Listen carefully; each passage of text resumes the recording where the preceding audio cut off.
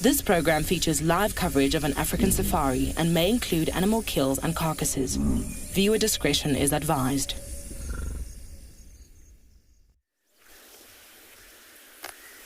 Good morning and welcome to the Sunrise Safari. Here we are at Djuma in the Great Limpopo Transfrontier Park, the western edges thereof, and my name is James Hendry.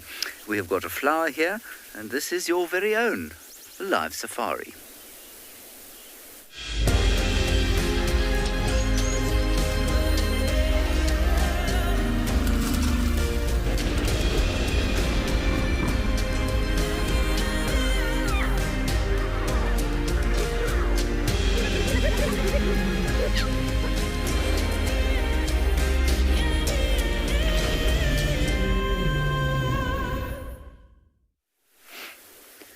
So a botanical start to this morning's safari, and mainly because it is a difficult one to identify, and I'm not entirely sure what this plant is. And I'm surprised by it because there's a lot of it around the reserve, but it's seemingly relatively unidentifiable, and I'm surprised that I haven't kind of noticed it before.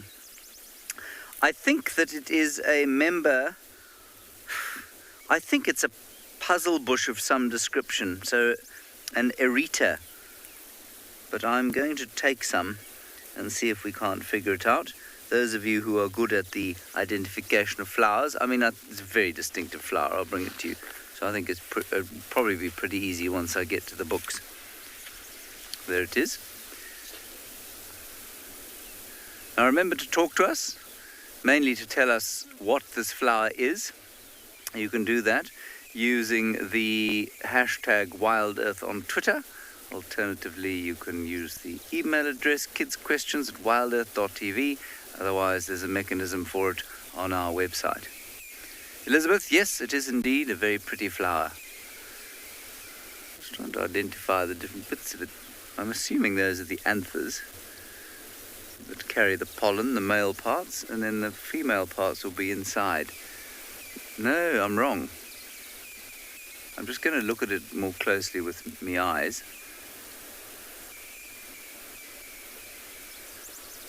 Yeah, albeit it looks like a honeysuckle, but I don't think it is one. It's a tree.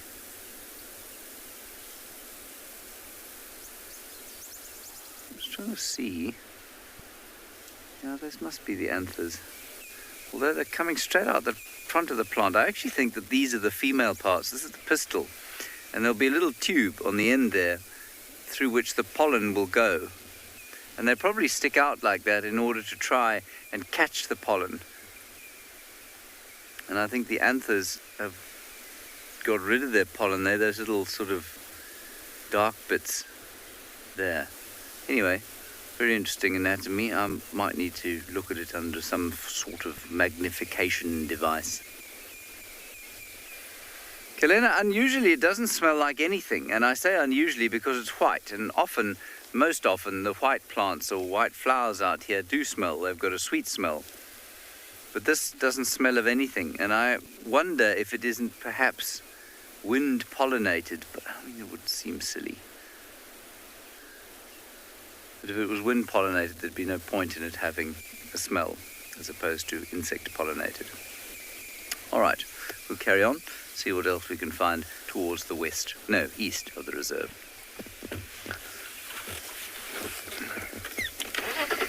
Oh, God. Good morning and welcome to and Beyond Phinda Private Game Reserve. My name is Kim, and behind the camera we have Craig, and we will be with you this morning. as you can see, we've just found a beautiful herd of impala and single male wildebeest that's joined them for the morning. This is the sort of serene kind of sighting that is a great way to start your day on your African safari. You have a look, a lot of these impala are busy grooming themselves. They do groom themselves quite continuously throughout the day, but I also think, having just woken up, they probably have quite a bit of dew on their skin. If you look at the grass behind, it's got a little bit of a white sort of tinge to it, which makes me think that maybe some of them have got a bit of dew left on their skin from lying down last night. Maybe they're also just getting that moisture off of their fur. You can see that there's actually a fork-tailed drongo, that little black bird with a very prominent fork tail right in the middle there. And it's been very strategic at the moment because these impala, as they walk through the grass, are going to be scaring up a whole lot of insects, and it's going to fly down and catch those insects as they walk through. You might get lucky enough to see it, give it a go. You actually sometimes see these fork-tailed drongo follow other antelope and other animals as they walk through the grass. A common one is also rhino. You often see them follow rhino around, and also kudu and a few others. It's a wonderful time to just sit and listen, actually, because you can hear all the birds starting to wake up around us and start to call. So we're just going to stay quiet for a little bit and let you hear what's going on around us.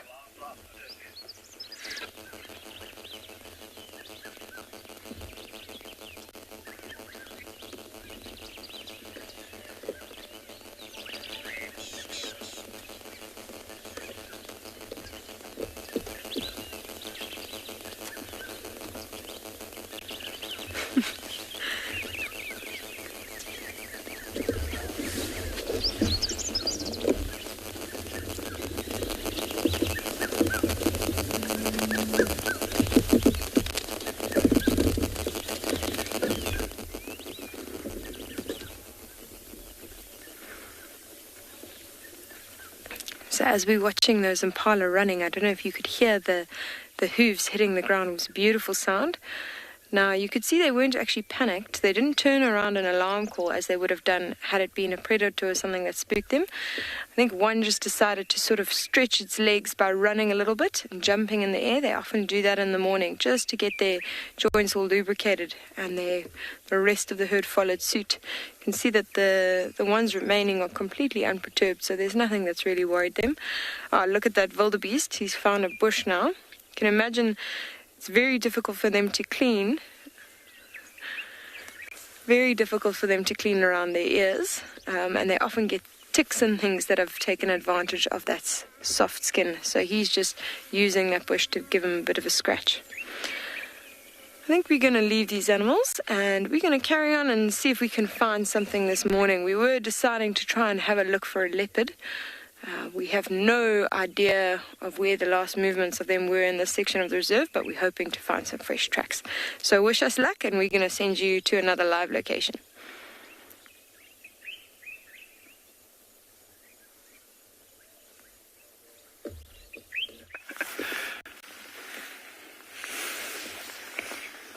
Good morning and welcome to Tswalu Kalahari.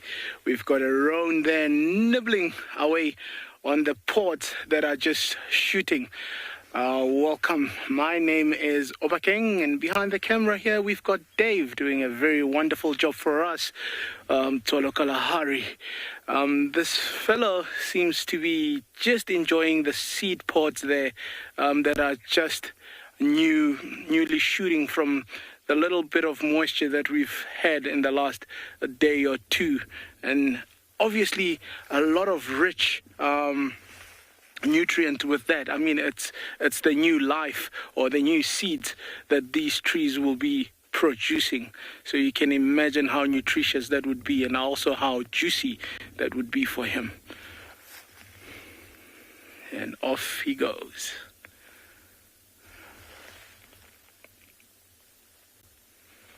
Alrighty, seems like he's heading in the direction that we were planning to go. Yesterday afternoon, there was a carcass of a zebra in that direction. So we're going to be trying to investigate around there, see what could have happened last night there, and check around for tracks. And that would lead us into the day and what the plans of the day are going to be. So let's go find out. Come with me.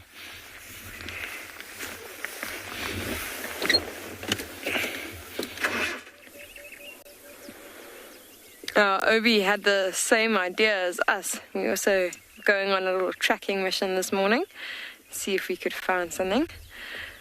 But we're just staying with these impala and wildebeest for a little bit longer because it is quite a serene setting.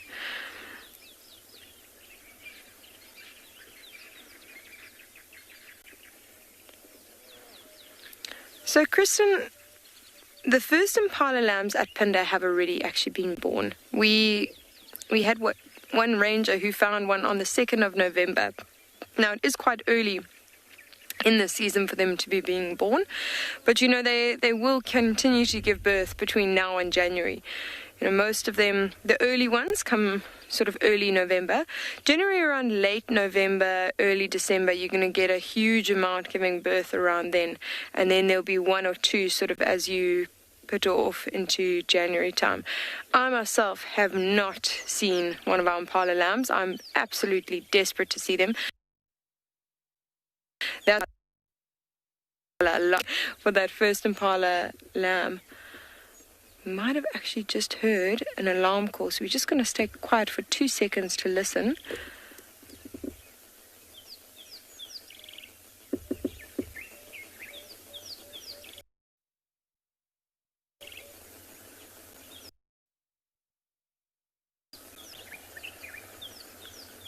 I must have imagined it. Can't hear anything at the moment. But that is, when we look for predators, that is probably the best way to find them, because you can imagine you've got all these amazing animals all around the reserve with unbelievable senses that are just so much more in tune than your own. And they've spent the entire time trying to learn how to spot and notice these predators. So they are very, very sort of used to looking out for the exact signs that they need to see. They're so in tune that sometimes they can even smell a predator from down the hill or a little while away, and that'll alert them. So they're actually our best chance of finding these predators. So as we drive along, we're looking for tracks. We're looking for things like drag marks as a predator crossing, dragging a carcass across the road. And also the alarm calls, that things like wildebeest, impala, monkeys, baboons, and even birds will let us know if there's a predator in the area. And that being said, I think we're going to head off and we're going to try and see if we can find any of those signs. I'm going to send you to another live location. Jumbo, everyone. Another beautiful morning here in the Masai Mara.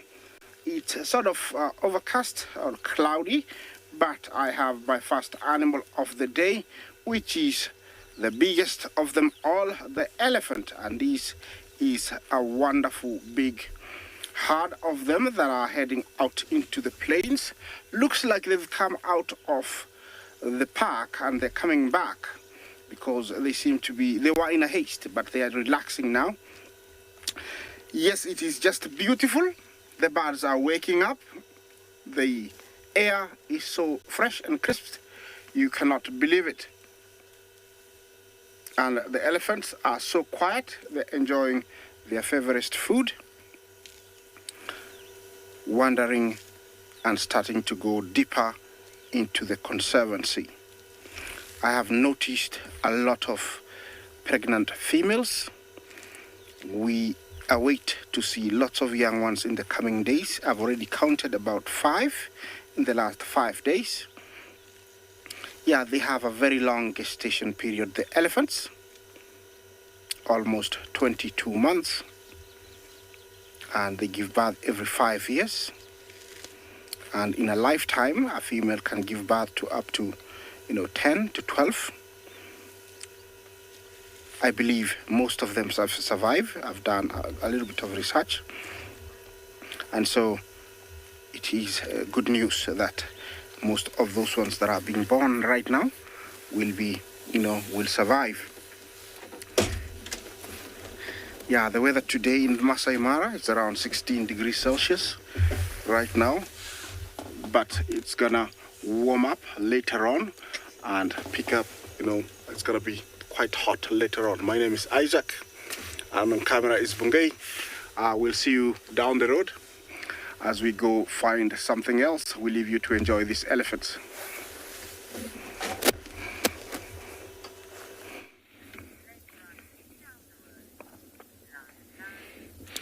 Isaac, I think we having the same thing here, Isaac. Look at that skyline with us. The Kalahari has opened up, not as yesterday with the clouds. Back to our zebra carcass in the distance there. You'll see we've got a black-backed jackal. Hard at work. Look at that. Just the yanking using his body weight to try and get chunks out. Look at that. Yeah, there's a chunk out. But, I mean, these guys have a very small mouth muzzle. And it's just to get into those hard-to-get places. But look at how he yanks and uses he's using his body weight. Look at that. Versus animals that would have the jaw power to crush or to tear, or the Canadian mullers, as they call them, where they have that Caesar action. That's a big chunk that he's got. So it looks like he's ripping from the belly. Obviously, trying to get those softer parts also.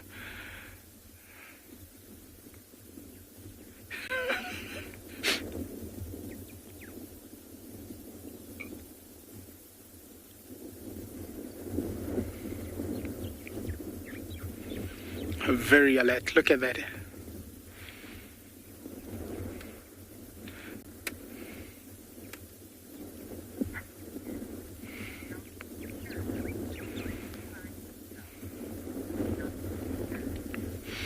Not sure. Is the jackal by himself? We've spent a few minutes around here. So far, it does look like that. But bear in mind there is a bit of cover that we could have maybe missed. So there is a potential that there is something else that we could have missed. So stick with us and maybe something shows up, you never know. But I mean, overnight, it looks like there has been a bit of activity around, a bit of hyenas also in the vicinity here. So yeah, let's just see how it unfolds.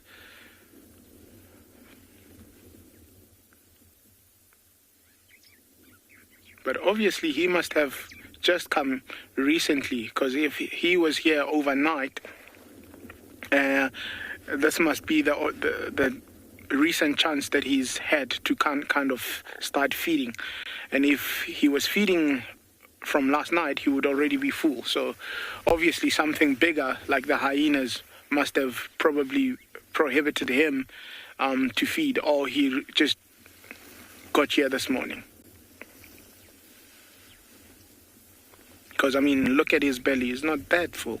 So he's going to try eat as much as he can before anything else could veer him off. I mean, there could also be vultures coming in. Yeah, it's gonna be a beautiful one to see what happens next. The sky is opened up. The thermals are gonna be starting to come through once the sun has heated the ground.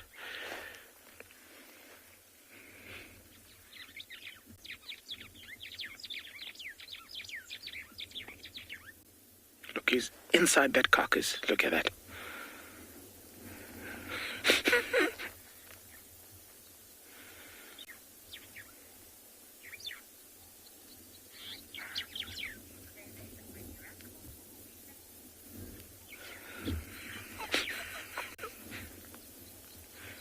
We'll stick around and see what happens.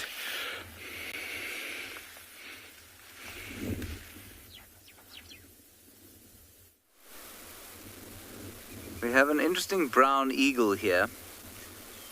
Now, remember, that your choices for brown eagles here are steppe, tawny, Wahlbergs, lesser spotted this time of the year. Now, the Wahlbergs is a small eagle, and it's got a distinctive crest out the back. That drongo is on its head. That was so cool. I think what that was, everyone, is a steppe eagle. Drongo and 2 white-crowned shrikes having a go at it. So I think it was a steppe eagle. It was big. It wasn't a tawny because it had absolutely no definition between the wing feathers and the back feathers, and normally you can see one on a tawny eagle, or that kind of definition. Didn't have the typical stovepipe legs of the lesser spotted, so I'm pretty sure that it was a steppe eagle, which was my first of the season. On we go.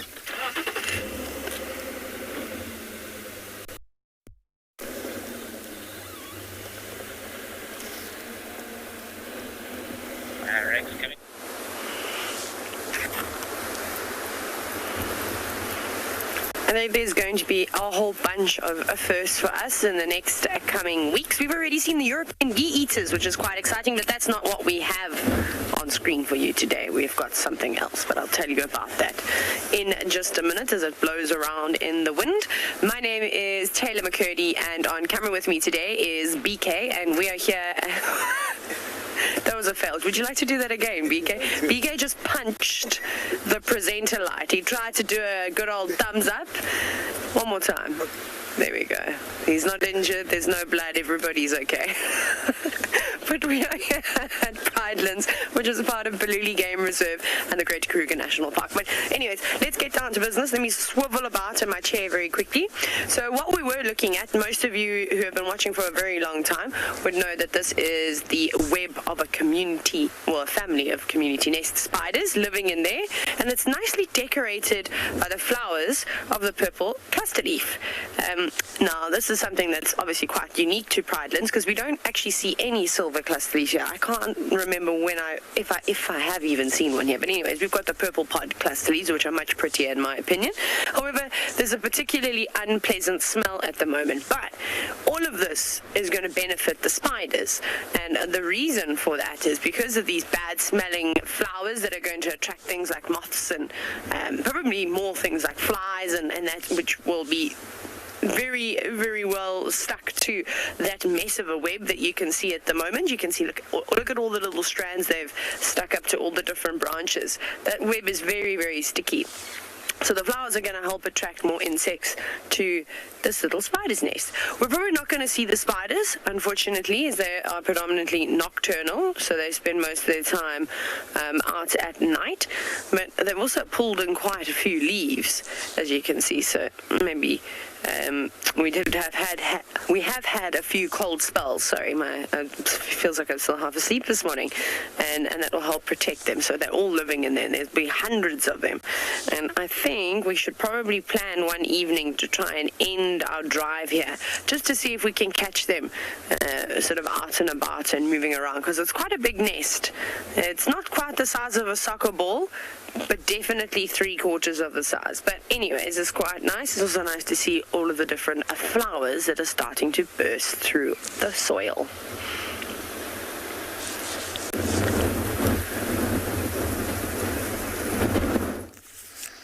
Good morning, everyone, and welcome to the Masai Mara. Here we have elephants and very, very good-looking tusk, very white. My name is Tim, and behind camera we have Big James. It's very cool weather. You can see there's lots of water in the grass. So it rained last night. So all these elephants are enjoying the very soft grass because there's lots of water in it. Look at their tusk, very white.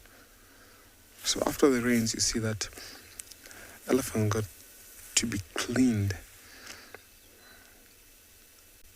You can see the body is becoming gray and almost black. Look at the tusk. I like the color of the tusk. Very, very white. So the raindrops actually clean the tusks. And also when they walk through the bushes, they get to clean them even more. So this is a daily routine that these elephants perform, walking from the escarpment all the way to the marsh, crossing over these plains as they browse. There's lots of elephants over here, so different families. Some of them we call them bond families because could be some of them are split up. Very, very nice.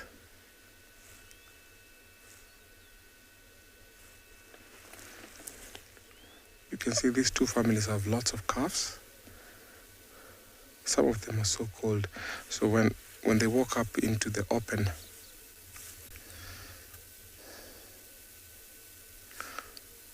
Mamzilla, thank you for your question. An average elephant will weigh about, a cow can weigh up to about 4.5, almost 5. And bulls sometimes can be over 5 tons. So 4.5 or 4 for cows and almost 5.5 for bulls rather. And the calves at birth they can weigh about 60 kilos.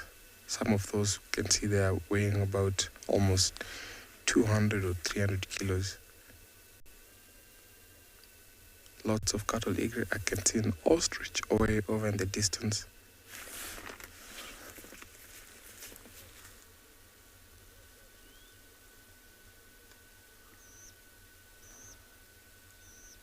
There's actually 2 ostrich, a male and a female.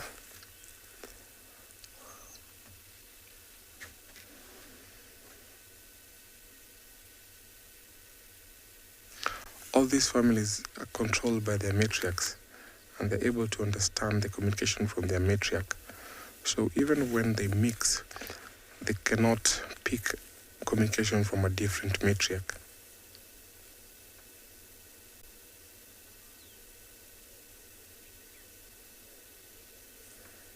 You can see they're all slowly turning towards the left, heading toward the marsh.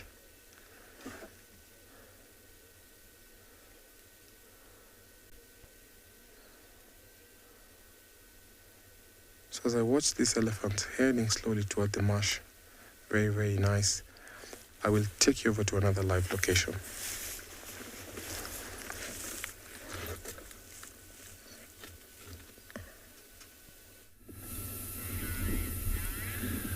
So warm welcome to Ambient Ngala. We're having a look at 2 ostriches. You see the one that's now moving from the right to the left. Notice the dark colors, and the one on the right a bit of a slightly more of a light brown color. So the one on the right's a female and the one on the left is a male that's moving away now. Just notice the big open area where we decided to come and do our drive this morning. So I'm Nikki, I'm going to be your ranger here at Ambient Ngala, and on camera we have Owen. So we were looking for the leopard that we saw last night, and unfortunately there was no signs of him. I think maybe during the evening, because of the wind being so strong, there's a good chance he might have moved off and gone and lied down somewhere in a really dense area. So we decided let's go more of an open area, see if there's anything around here.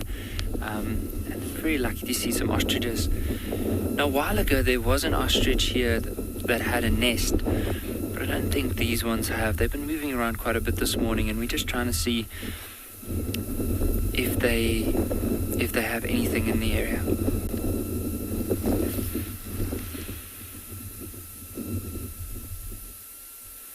How beautiful are the colors on this one. I see around the feet that, notice the orangey color, grey legs, that white at the end of the tail as well as the end of the wings, and then like that red around the bill, beak.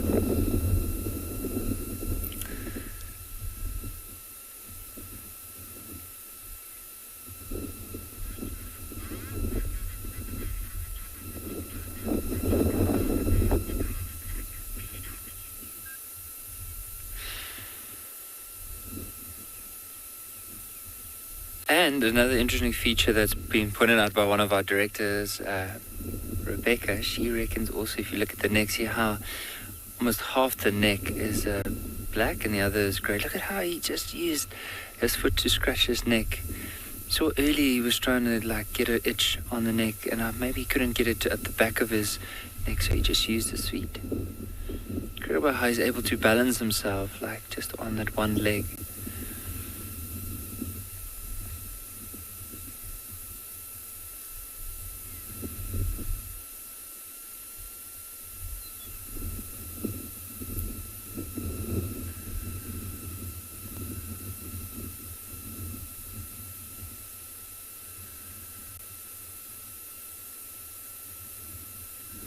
So today is at least a lot cooler than the last few days. We actually have a bit of cloud cover today, which is really nice.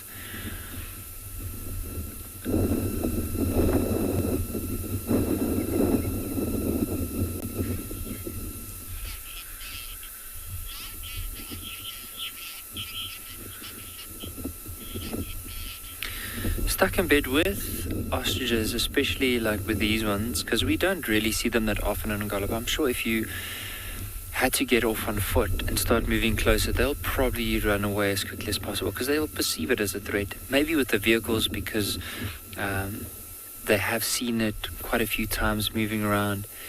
They are more relaxed with it. You can see they're not really looking at us. I'm sure if they have never seen a vehicle before, they would have probably looked at us more and also just maybe even turn around and run away. But the way that they're just moving and feeding, see the female's now moving a little bit faster than the male, and he's following her now, and they'll feed all the way, maybe until eventually later on going down for a bit, like to go and drink some water.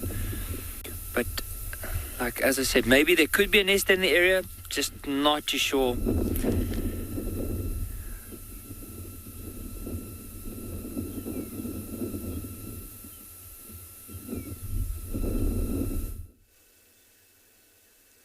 Welcome back to the Mara. You can see our elephants are crossing the road with a very little calf. Look at that tiny one.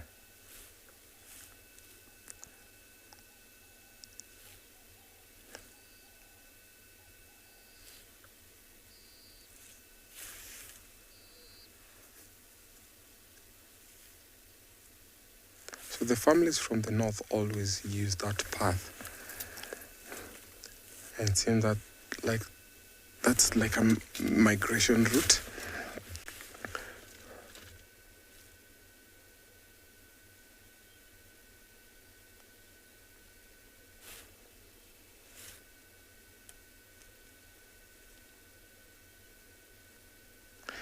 You can see most of them are not even flapping their ears, meaning that they're still not too hot. It's very cool, very nice weather for them. The grass is very soft, lots of water.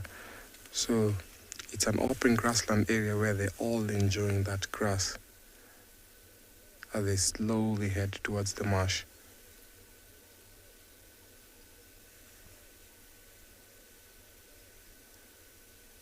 The youngsters are so much enjoying.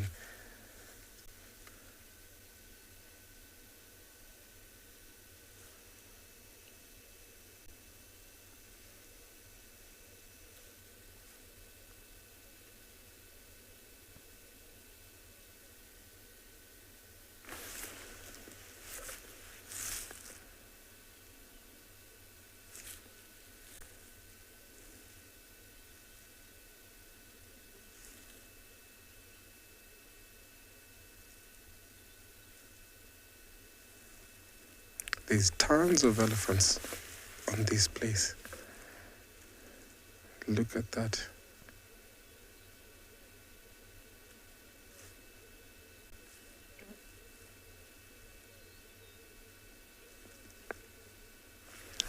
I'm still not going to leave this place because these elephants are not on the move. They're still enjoying. I can see the youngsters trunk wrestling. So let me take you over to another live location. Good morning, everybody. Welcome to Djuma Private Game Reserve. Welcome, very welcome aboard to your live safari from the African wilderness this morning. It's a little bit windy. As you can see, the elephants from wide distances, they're all still laying comfortably, happily because of the weather situation that they got this morning. They were so blessed. And I'm Andrew on camera. I have Neil. So cool, Cloudy, which most of the animals, they really love it. It's herds of elephants. We've been tracking them for quite a long time. They don't seem to be very relaxed to a car at all. So all I've done is just to keep a distance as much as I can. And that's why they're actually now playful, forgetting that we're around them. He's actually a young bull that they're practicing their own strategies, energies. But what we've seen there, quite a lot of a young one as well. So it looks like it's a very success herd. And the temperature for the day, 21 degrees, 69 Fahrenheit. So it's quite cool for such animals, especially elephants. They don't really much appreciate very hot, also very cold. But this, it should be really cool for them.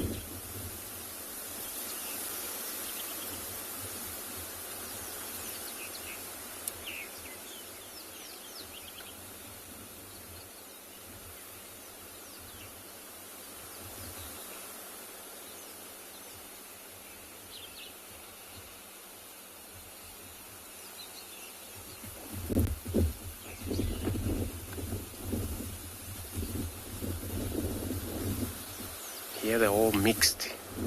Seeing these two young, could be three of quite a few of the young males that they still mix with this group. As you can see, they're all just can't stop pushing one another there.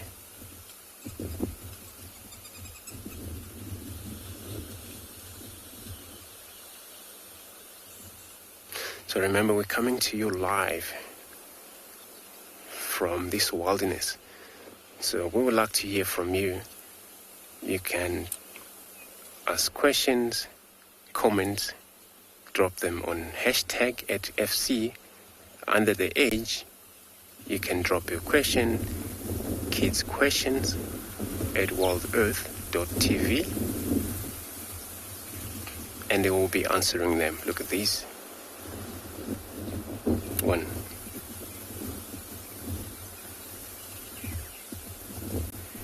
In this herd, it has to be a matriarch. That's how it works. Or they get frightened. Not sure why.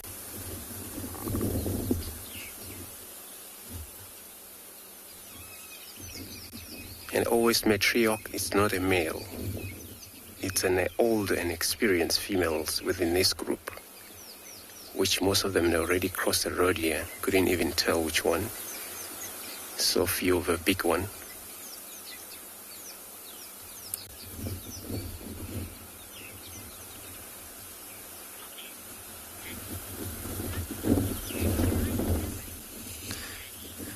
Danny, I agree with you. You know, especially when the group, elephants group, you will truly love them. You'll see they would come out and is slightly to our right hand side. It looks like it's still quite a lot of a younger one that they'll probably cross the road for us. You'll see how they might cross this road. And one thing you'll love about them is that they will take care of one another in this group. The one that you see pushing one another, these are the young male, which they probably already has to be independent right now or separate from this group. Look at them here.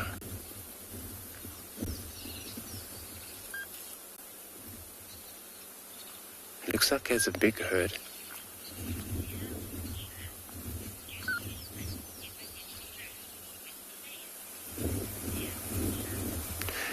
Dear watcher, yes, they do, especially the displaying situation, depend. You gotta, what we were looking there, it was a slightly bigger one and a young one. So it can sometimes hurt if the bigger one push too much on the young one. But they kind of like very well trained in terms of fight or practice fight is where it comes from. At the end of the day, one of the dominant, you'll actually get skill from that practice and finally win the fight. Then they always, push each other, touch each other forehead. All you hear the tusker sometimes bang. But now comes the problem is that when there is a serious fight, one tusk may break off by being pushed so much harder by the stronger one. But many times when they practice fighting, especially when they're young, they're doing it smoothly, so it's quite comfortable for them.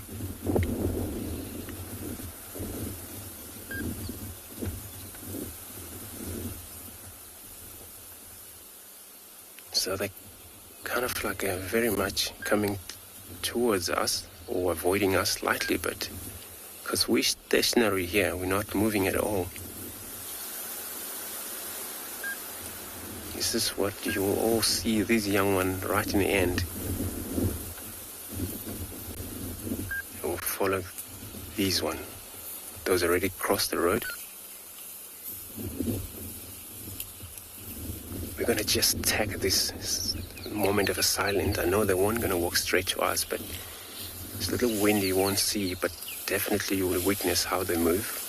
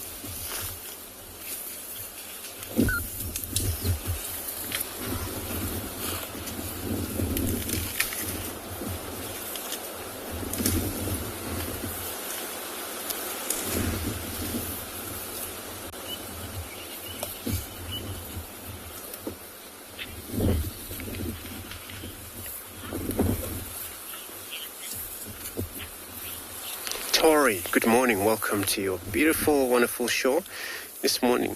So you want to know how old are these elephants? So most of them that we've seen already cross over here, especially one of this cow, the female over here, she's, how would you say, she's fully growing already.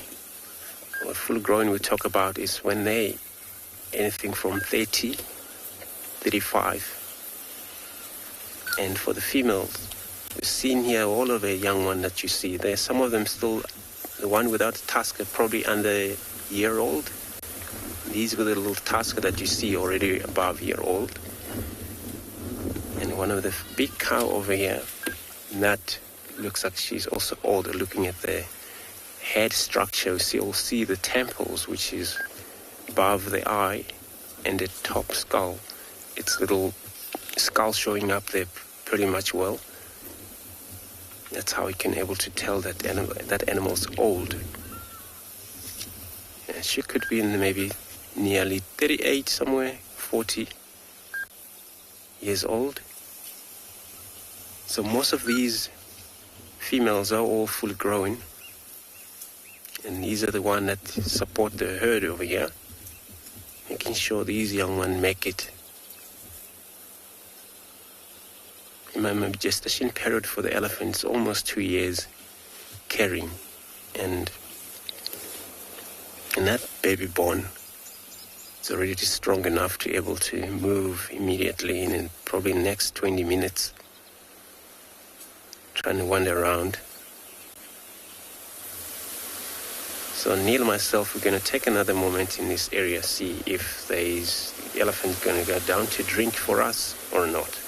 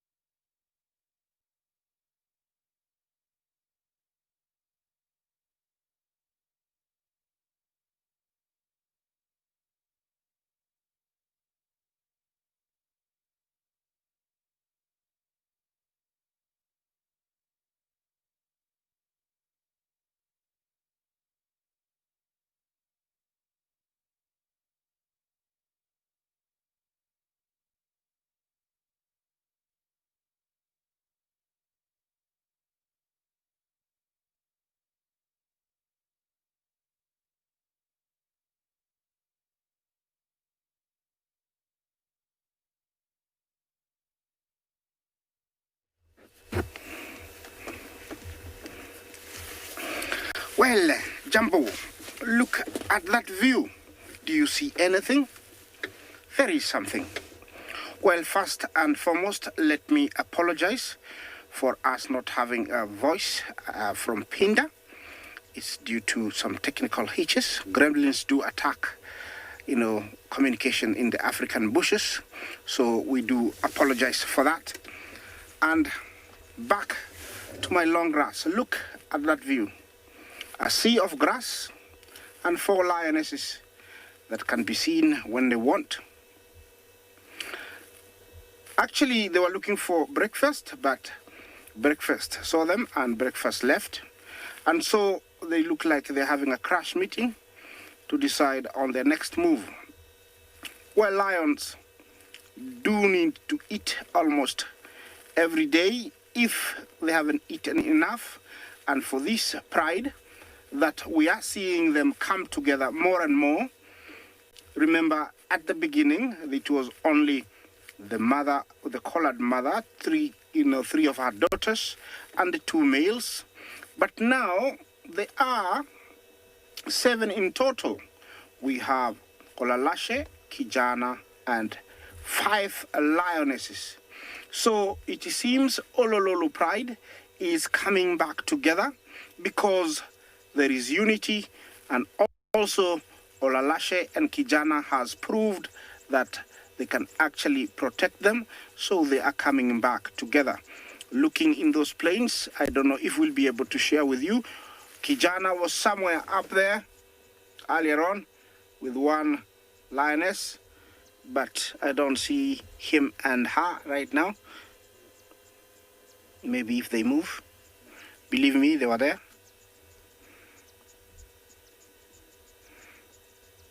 Yes, they were somewhere there. Anyway, it's a long ways. We cannot drive or off-road around this area, so we have to stick to the rules. But yes, this is the Olololo Pride. I don't know if Bahati's mother is amongst these 5 lionesses, but I wait to see. I will be actually trying to name this girl with the collar, but I'll send some assistance to you guys maybe later on, because we need a name for her. She's very distinctive. We always know her, everybody knows her. We need a name for her, so I will be asking for a name. But look at that, how quickly they can disappear. This is why they are so dangerous, and it's an adaptation they have with their coat to be able to blend in with this tall grass. Well, I'm staying here, see if they're going to start looking for breakfast. Let's take you to another location.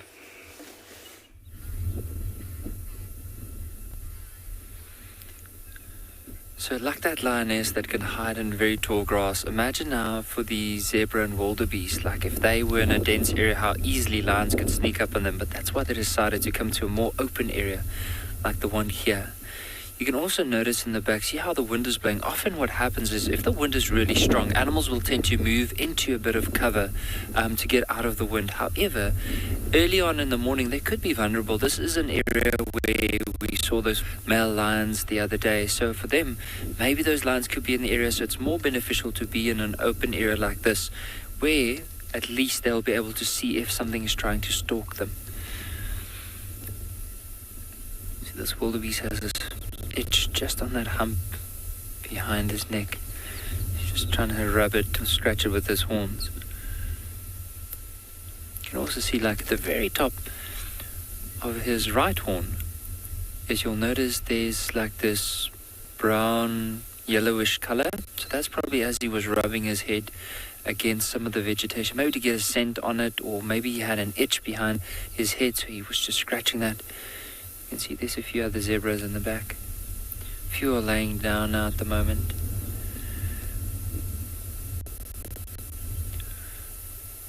But what's interesting, look all the direction that these zebras are looking into. So the wind is basically blowing from us towards them. So they're standing in such a way that if something had to approach them from downwind, they'll be able to see it. But if something comes from this side, they'll be able to smell it. So it's a very interesting position, very smart. That's why it's one of my favorite animals. That, the stripe pattern, just a lot of their behavior. Now, if you notice the one here next to the wildebeest, I would like to just get a bit closer towards the backwaters of this one. If it was him, see what he's doing now, how he's lifting his feet over that bush. So I don't know if he had an itch early on and he was trying to maneuver himself around that bush, but if you look behind, close to his tail, you'll see looks like a little patch where the stripes don't really align that well. And it might be because he is a stallion that he was another one, and the other one bit him on the side of the bum there. And you even see on the right, there's also looks like the stripes have been fused, and I'm sure it would have been chunk that came out of it. I think if it was lions, you would have probably seen maybe more scratch marks on the side as it was grabbing onto the zebra and giving it a bite, whereas this, it just looks like it might have been a bite, and that could be because of another doing it.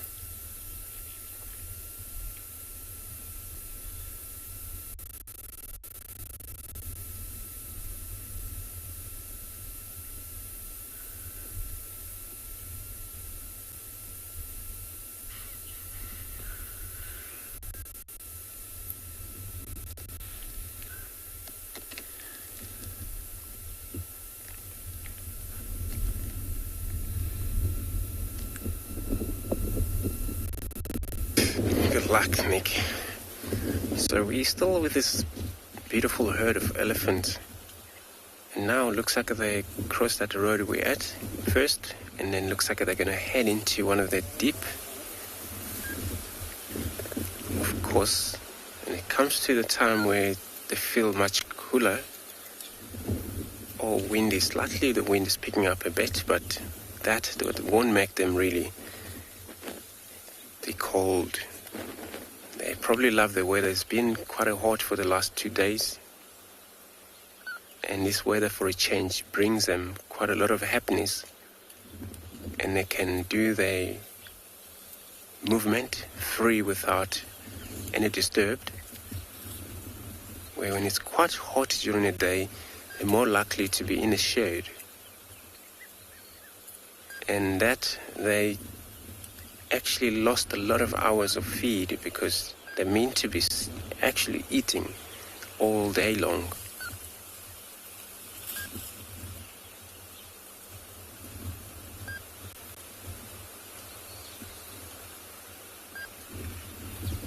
It's quite a greeny also, and it's quite a lot of benefit for them.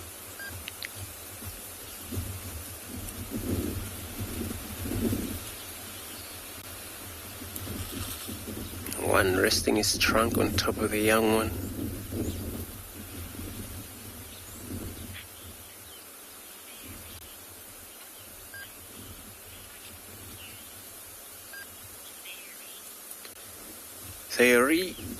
So the trunk, they use it, well, it's actually a tool for this animal. I don't know now, looks like they're going to all of a sudden run. I'm not sure what's going on here. See how fast they can run. Doing that up to 40 kilometers an hour sometimes. So the trunk, it's actually a special tool for this animal. And it's a hand, can be a weapon, nostrils, and then this is the only thing they can have. So a lot of time they use it when they feed. And when they're done, I think they won't be enjoying without trunk. So the trunk is only a way of them to be able to get around, feed, drink water. Especially when they drink water, they suck it, use the trunk. And then at the time, the trunk can hold anything from 11 to 12 liters. And then again, after that, they need to take a breath, also using it. So on the end of this trunk, it's got a special clip where it allows that animal to take anything smaller that they weren't able to use a lot of power from the trunk. So trunk is supported by its estimated 75 different muscles able to pick it up, do anything, just like an excavator in a point of view. So it's well trained trunk for that animal. So it looks like they ran away from us, but I'm going to continue, do another search. Hopefully I'll find something else for us to show. And then I'm not sure if we're going to be able to meet them on the other side. Sometimes they're also big animals, but they can get frightened quite easy. So I'm going to carry on, look for anything else.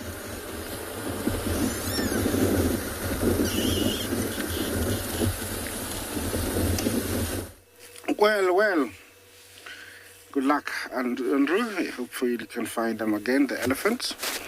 Here I am still with my local,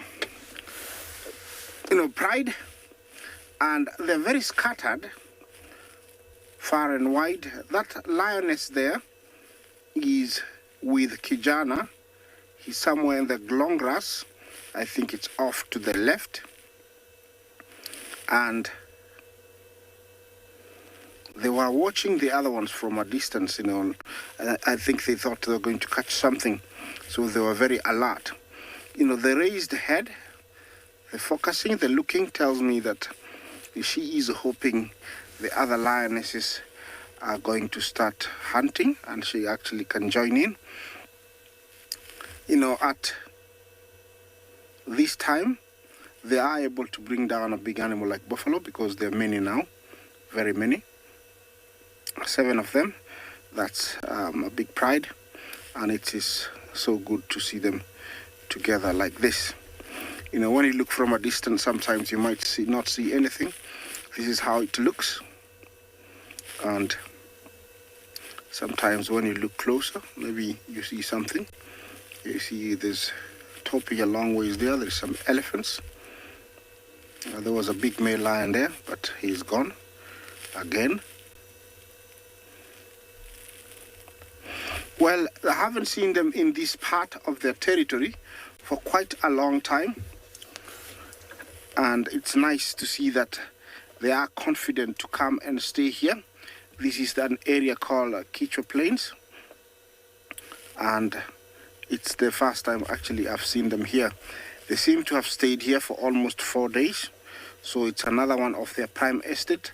They've come to utilize it because there is plenty of toppies, impalas, warthogs, and zebras. And as I always say, in their territory, it is chosen sometimes to have the best possible hunting spots. So in different times of the year, they are able to utilize different areas of their territory.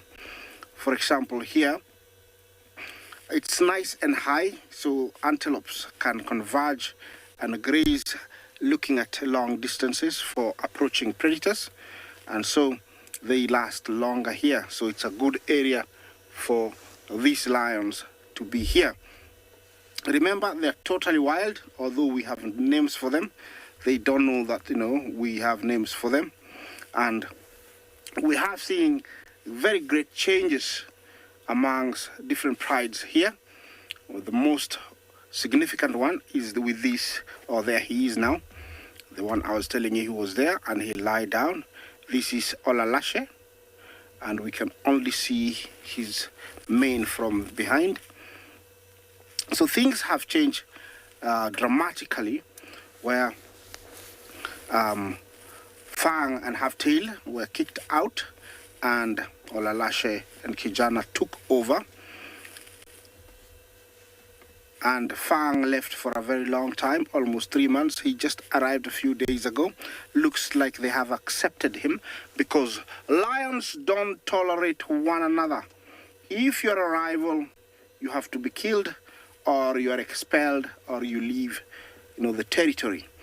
But for him, he was so, like being sympathetic and also begging and also submissive. He did all he could to be able to be part of this new coalition, and by the looks, he's been accepted. And also, to see all these females back in this beautiful territory tells me that They are back, and we're going to be seeing them together, which is great, rather than seeing 2 there, 1 there, 3 there. Now we're going to be seeing the Olololo Pride as we used to see them. They used to be around 18, 19 strong. That is one of the females that we still see. You know, they were very vocal last night, which tells me they're actually advertising and telling intruders that they are back. They're back to their territory, and they mean business. So nobody should be, try and come to this territory. Usually, if you know, you will differentiate rows of males to females, but both do strengthen the bond of the pride. She's yawning quite a lot, which sometimes is a sign of being restless, either to reposition and have a better, sitting or lying, or either to stand up and start moving towards somewhere else. Well, yes, she's up and looks like she's changed position. Or what is she doing? Oh, looks like she's presenting herself to Kijana. I don't know if they're going to mate. The kind of mating that we have experienced with this pride has sort of been very interesting, I think, to me, but many other people, because it is very unusual the way they are mating to right now. At the beginning, it was very okay, but now, every now and then, a female is just presenting herself to Kijana, and they are mating. I don't know if it is the stamina has run down on the males, and so they've given up, but the females keep presenting themselves to these, males. Usually, when they haven't accepted the male, they will do that just to get away from them and to, to pass time. But like you see now, she has, presented herself, and then the male didn't do anything, and so she has moved on. So, is it really mating? She is in season? I would say maybe she's still in season, but the males are exhausted. I don't know if she's going to come towards Olalashe or she's going to walk towards the other females. Looks like she's not interested with Olalashe. She's going to go and find Mom and the other aunties. Remember, cats, lions are the only true cats that socialize and form, big groups called prides. And prides can range from 1 to 40. I have seen 40. And so, it is amazing to share with you this beautiful predator of these plains. Remember, they're facing lots of elements, threats, habitat loss, competition amongst themselves because of habitat loss, and also illegal trade is also hurting this beautiful predator. At her age, she looks around 3. She's at her prime. Maybe she's gonna give birth soon because she's been mating, and this is the best time of a female lioness, from 3 to around 8. They're very strong, and they play a very big role, in the predator's, development. Okay, she's looking. I don't know if she's gonna locate the rest.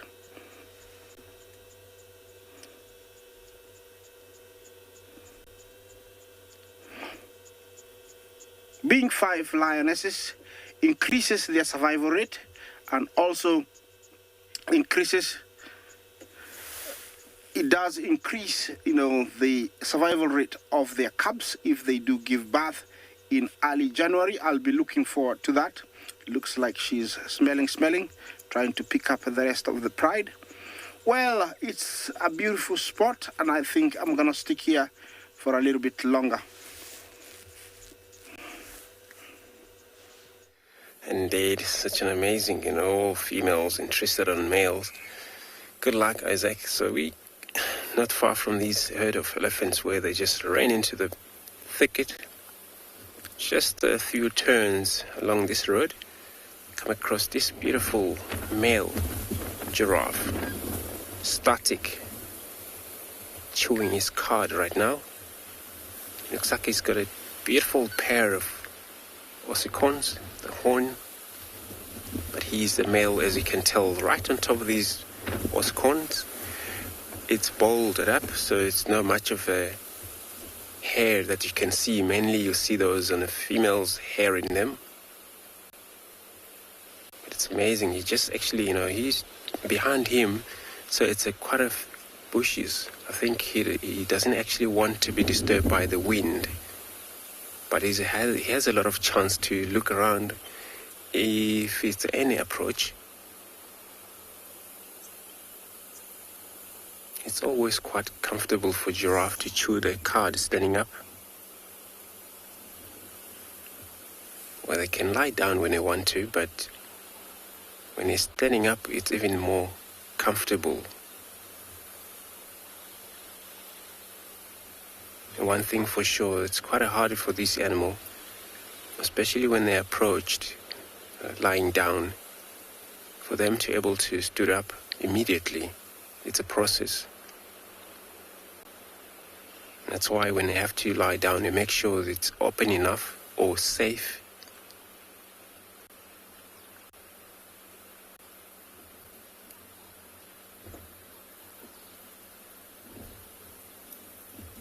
See the bird on top of his, or on the forehead.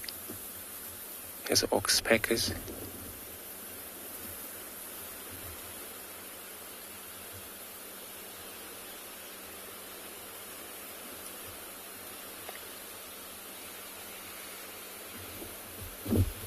It's an amazing system how it works between a bird and that big animal. A bird benefit from ticks, any other parasite on that animal. But sometimes this bird, they're so clever, sometimes they can remove the fur on the animal as a nest, material nest.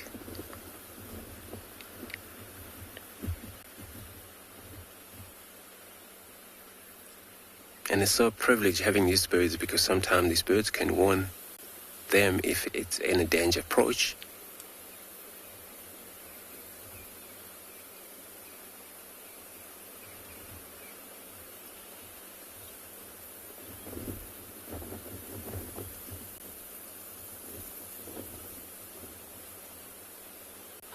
Looks like they didn't like that.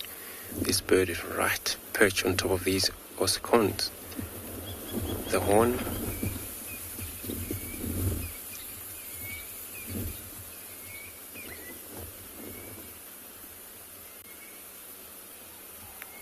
So process of chewing cud, it's done by most of herbivores, animals, antelope, as well as the cows. So I'm going to leave this animal peacefully and carry on, hopefully for lions.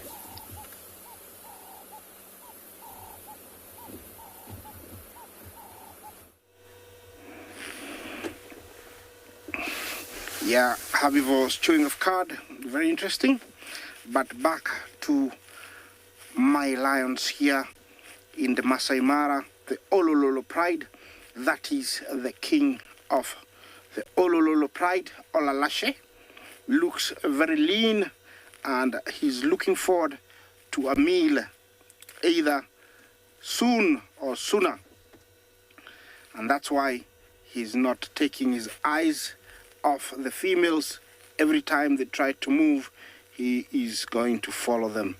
Those impalas and Topi looks like they're very close, but in real perspective they're very far away. That is the beauty of the Mara. These open plains present a very picturesque scenes like this one you're having here of King of Beasts walking in the plains. These guys, remember, they live 15 years here in the wild. In captivity, they might live a little bit longer.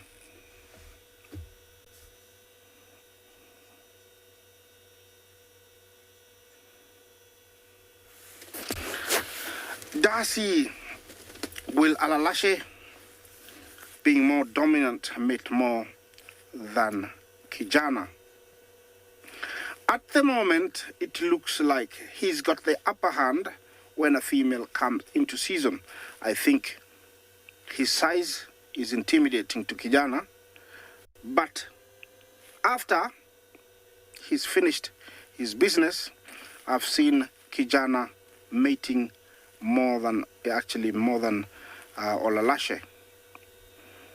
And I've seen Kijana mate with almost all females. We've seen Olalashe mate with only about 3 females. So at the moment, I think they're at par, without doubt. But if a female was to come into season when they're together, definitely Olalashe will dominate the female. But mind you, let's watch Kijana. She's got a full body of a fully grown lion, but the mane is smaller. He's less experienced, but in 1 year, he's going to be a very intimidating lion. I don't know how far they are. I don't know if we'll see them, but Olalashe is heading there slowly. They're somewhere in the long grass. It's overcast today, as you can see. I'm not complaining. It's going to warm up. Are they there? Can we see them? Yeah, looks like that is that Kijana? Yeah, they're over there, all of them. There's a lioness, one lioness to the left. Looks like she's wanting to go for something. And then the other lionesses are in the long grass. You see them over there. Looks like they're all interested in hunting. They have a very, very strategic position, very high, looking down, and so they can sneak down slowly. That toppy has decided to move on. I will do the same, because you might be in the menu anytime. Is Olalashe closing in?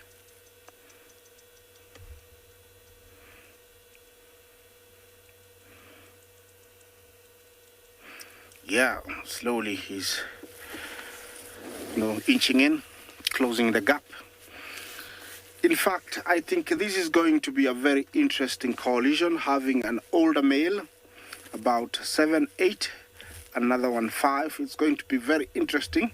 It might last a very, very long, because when Olalashe starts deteriorating at the age of around maybe 11, then Kijana will be at his prime. So it is a perfect coalition, so to say. As you know, male lions don't always follow the lionesses very closely. He has kept his distance and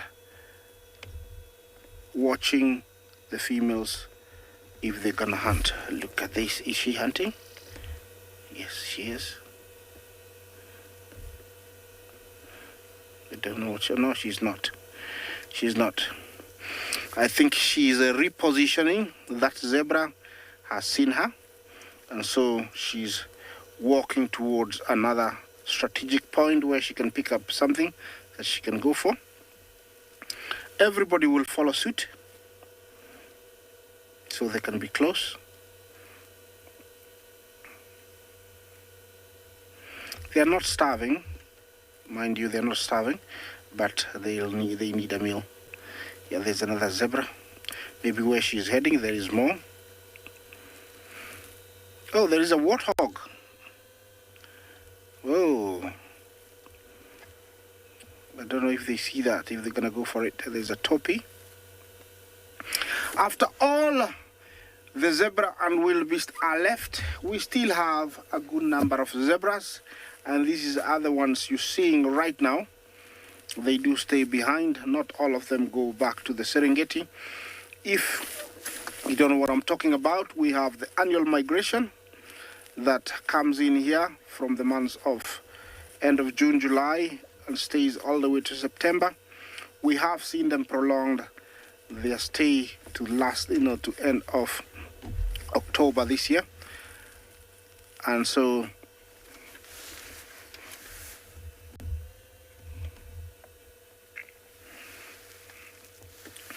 Will Jumbo, is it common for zebra and wildebeest to hang out together? Yes.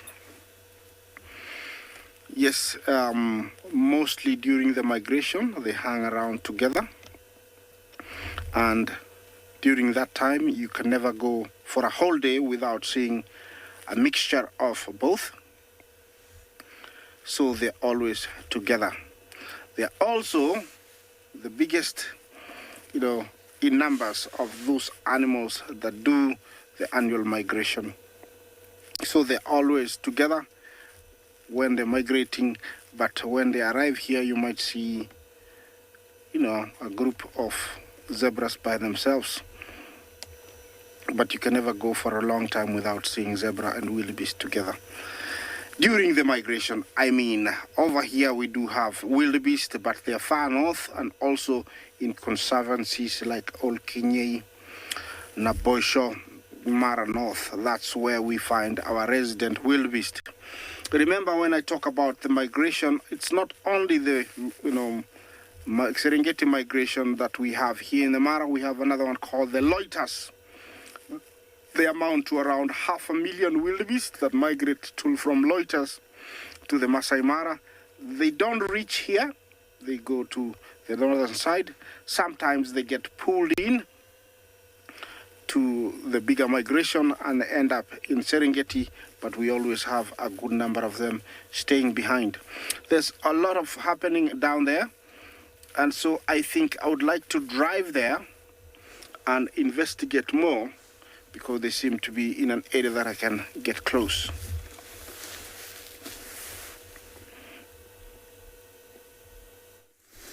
So welcome back to this side of the Mara, where we've come across a small elephant herd, and they seem very much relaxed, eating on the grass here. But some on the road are eating on solanum, which is a very nice plant. No other animals eat on solanum in Kanam. Only the elephants eat that. But you find sometimes elephants avoid certain types of trees or vegetation, but most often you find that they will eat almost everything that is around here.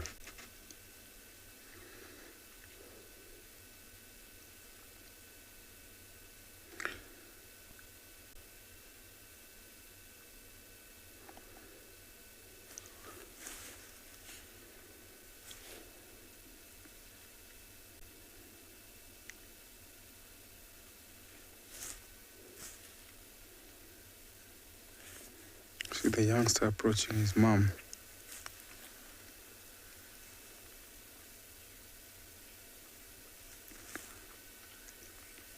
Art by Ali, thank you for your question. So elephants are known to live up to 70 because of their dental formula.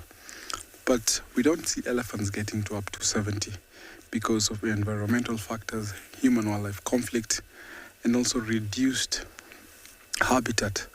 So we only see elephants getting to about 56 or maybe 58. So that is, I can give that lifespan to be about almost 58. We don't get to see elephants living that long, about 70, even though they are known to live up to 70 because of such causes. So when you talk about the reduced habitat, we talk about human-wildlife conflict, because we have a conservation area where it's protected for wildlife here, which is about 1,500 kilometers square.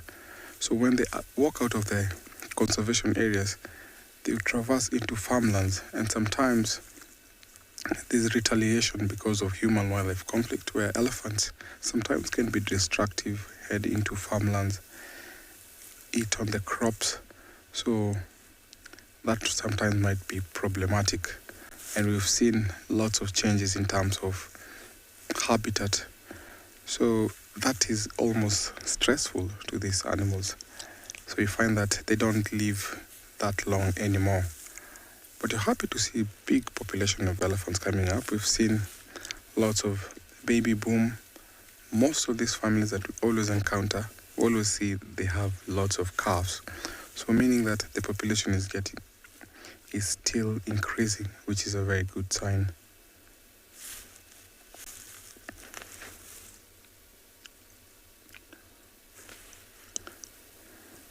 Those three are males, and sometimes you find that when they're walking in their families, they're always so playful, and they're not in the middle of the herds. They're very, very adventurous, except for the young females who follow the matriarch instincts, because eventually they never leave the natal herds. But the boys, when they get to teenagehood, they eventually leave these herds. So those play fights really, really become helpful in future when they become old bulls.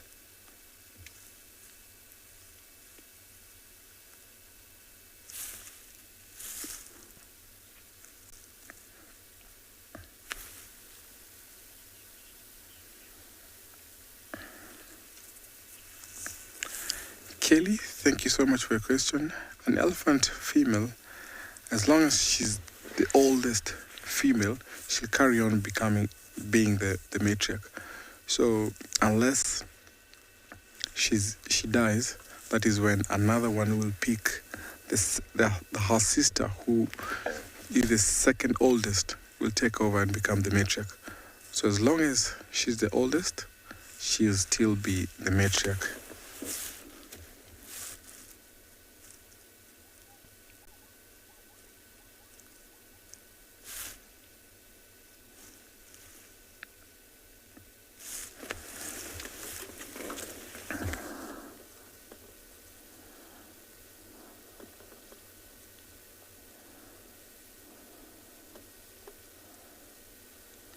You can see these two teenage boys there pushing each other, standing side by side.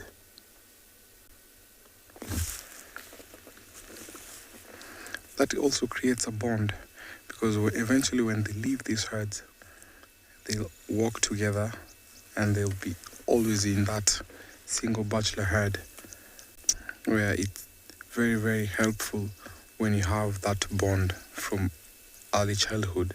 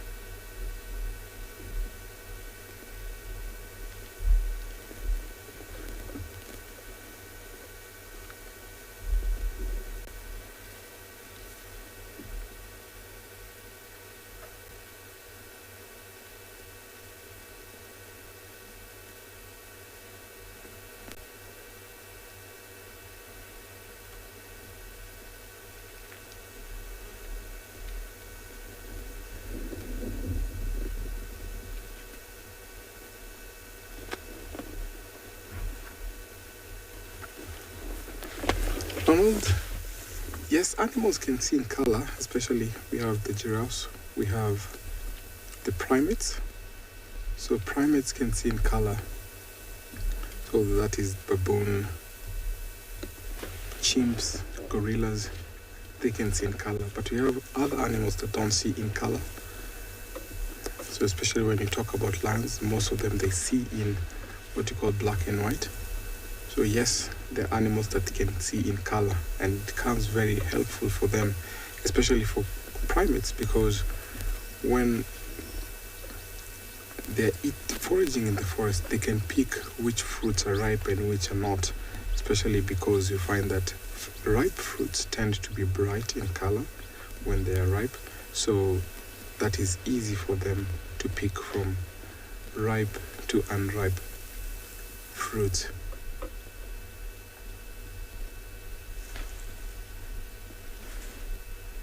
We have other species that also see in color, especially birds. So the frugivores who eat fruits, they can see in color. That will tell them which fruits are ripe and which are not. And especially sometimes when you find those that prey on insects, they can also see in color, because there are certain insects which are very bright, and sometimes you find that those colorful bright are toxic in color, so that will make them not go for the very toxic, like the butterflies. So color in these species, animals and birds, help them when they are foraging, when they're finding food.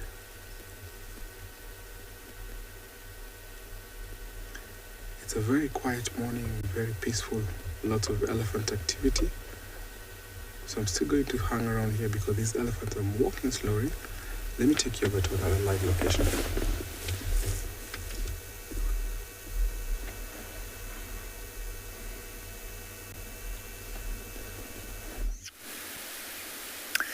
We have got here a very large troop of dwarf mangusta, and they are sitting on a termite mound, obviously hoping for a bit of sun. The sun did come out briefly, but it has gone back behind the clouds. Obviously, it has not done anything. The clouds have covered the sun, rather. And while we look at these mongoose, I must tell you that I met in Tlangula the male leopard about 15 minutes ago. But unfortunately, there was no signal where we were, so Andrew's going to head into that area. There are also some lions around there, and hopefully he'll have a bit more luck. Here comes some sun for the dwarf mongoose. Now, I was just saying to Gerrit that a big troop like this and a small termite mound like that must mean some pretty close sleeping quarters. And I would imagine that personal hygiene would be something of a cultural imperative in this particular troop of dwarf mongoose. I mean, imagine being in a tiny little airless hole with a whole lot of smelly friends. Hopefully everybody is showered and brushes their teeth fastidiously. Although I imagine still that the mongoose morning breath must be in a tiny chamber full of 10 mongoose must be, well, it must be eye-singeing. Eye-poppingly acidically foul. 10 mongoose breathing their morning breath of rotting scorpion flesh is stuck between their teeth into the general vicinity. Must be pretty disgusting. Anyway, we found some more leopard tracks, and we followed them out of Buffelshoek, which is a reserve north of Djuma, and they've come sort of in the direction of Buffelshoek Dam, so we'll try and have a look and see if we can't find where they went. I must also tell you that we watched a failed hunt. We were about to leave in Tlangula, and a baby impala came running past him. And he looked quite surprised, got up, gave it a half attempt, and the little baby impala can't be more than 2 days old, escaped, which was, I suppose, a cheerful outcome. These chaps will go foraging shortly, finding a little more in the way of insects, scorpions, eggs, lizards.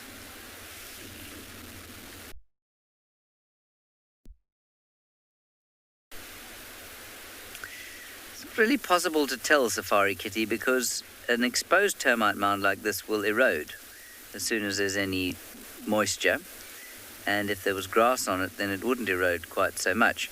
I would say it's a relatively youngish termite mound because there's not a huge base to it, and obviously there's not a huge crown to it either, and there are termite mounds around here that you won't be able to see, but I can see, that are substantially larger. So I don't think it's an old one, but it's not very new either. You can see at the base of it that there is a raised piece of ground that extends probably about 2.5 to 3 meters in radius from the center of the mound, and so there's quite a lot of it underneath the ground there. The more exposed it is, the more it will erode, obviously.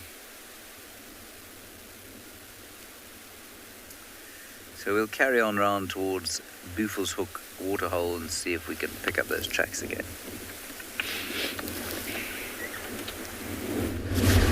Welcome back to And Beyond from the Private Game Reserve. When last you were with us, we actually had a beautiful view of some giraffe. And as luck would have it, technology failed us in that moment, but we seem to have fixed our problem, so you can hear us again. And we have come across these two beautiful rhino. They're just walking around and slowly feeding. You can see the one sticking its head out now. It actually is listening to us. You can see those ears moving around. It's just checking out exactly what we are. And what's quite lovely to see is you can see these two are quite similar size. Now it's difficult to say exactly, how old they are based on there not being another rhino to compare the size to, but you can see that they are smaller than, the rhinos that we normally see around here. And also the fact that there are two of them. There are two males. Have a look in between the legs and the one on the left. You can see that quite clearly. So these are two young sub-adult males. And what would have happened to them is their mothers would have probably had a new calf quite recently. And she would have driven them away as a result. She would have wanted to actually spend all her new energy or all her energy raising her new calf, and thus she could not spend energy sort of trying to protect her old one. So they would have been driven away, and they would have found each other while they were wandering around. They've teamed up just to feel a little bit more safe and a little bit more secure. And you can tell that because they are still quite a little bit too small to actually be fully territorial. And luckily for them, the other rhino, the male rhino in the area, would actually generally be pretty understanding and allow them to walk around his territory, provided that they remain submissive.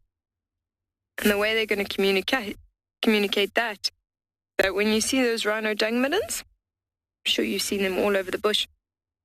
When they drop their dung in those rhino dung middens, they're going to keep it in a solid ball. And the smell of that dung is actually going to indicate to the male that they are still submissive and not looking to take over his territory. So that is the story behind these two. Right now, they don't seem to have much worry in the world. They are just slowly feeding, as you'll find white rhino are wont to do. You can see their heads are very low to the ground because they feed only on grass. So we are going to leave these two to carry on feeding. We're searching these open plains for some cheetah or perhaps even a pride of lion in the area, hoping to come across other animals such as buffalo or elephants in the meantime. And we're going to send you to another live location while we continue our search.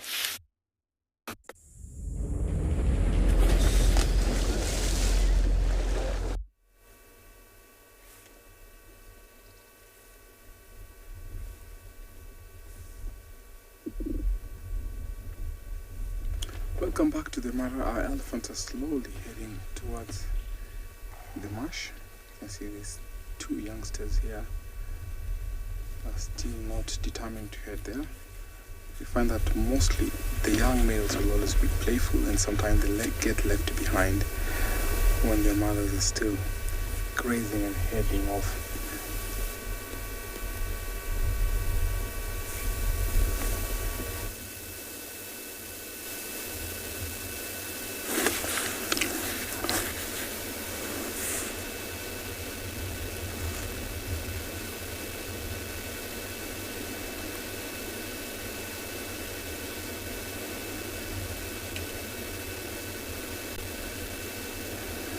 When the time comes, when the time to leave these herds come, they'll always stick by themselves like this.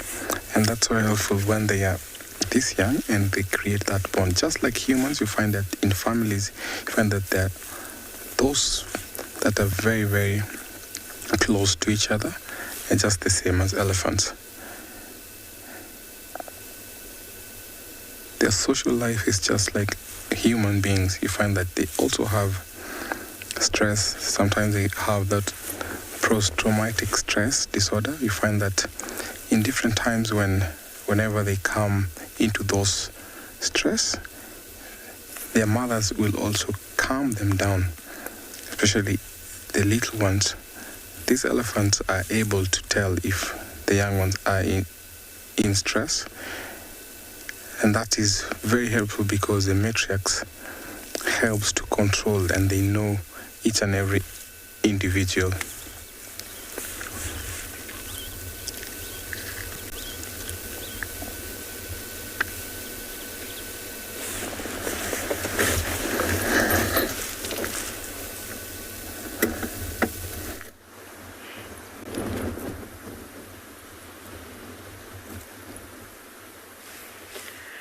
Look at this enormous bird that we have.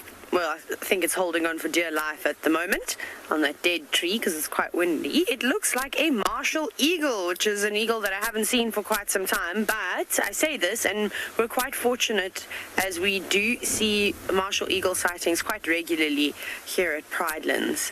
So it's just flown from one tree to the next. I'm actually surprised with all the birds that we have been seeing.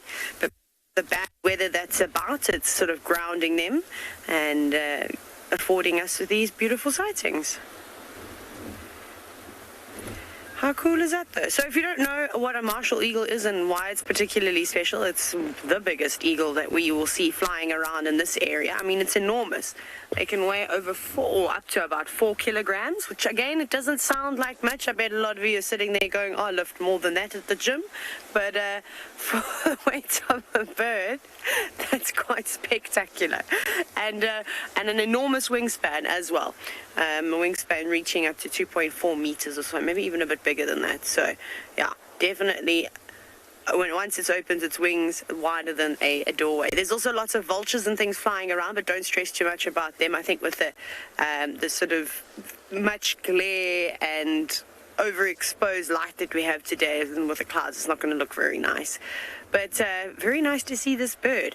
So there is a pair that live up in the northwestern corner of Pridelands. But I haven't seen them for quite some time. They're actually quite relaxed. You can get fairly close to them. This one, we've kept our distance. We're actually quite far away from it. You can see BK has zoomed in, or he had zoomed in as much as he could, because it was a bit nervous the first time we made an approach. So we thought, right, let's let it settle down on a tree. But lots of things for it to eat at this time of the year. A bit difficult, though, because the vegetation has become so dense now. So it must be a bit more tricky to slam dunk a guinea fowl, or that's what they love eating, guinea fowl, or any scrub hares, or actually even small antelope.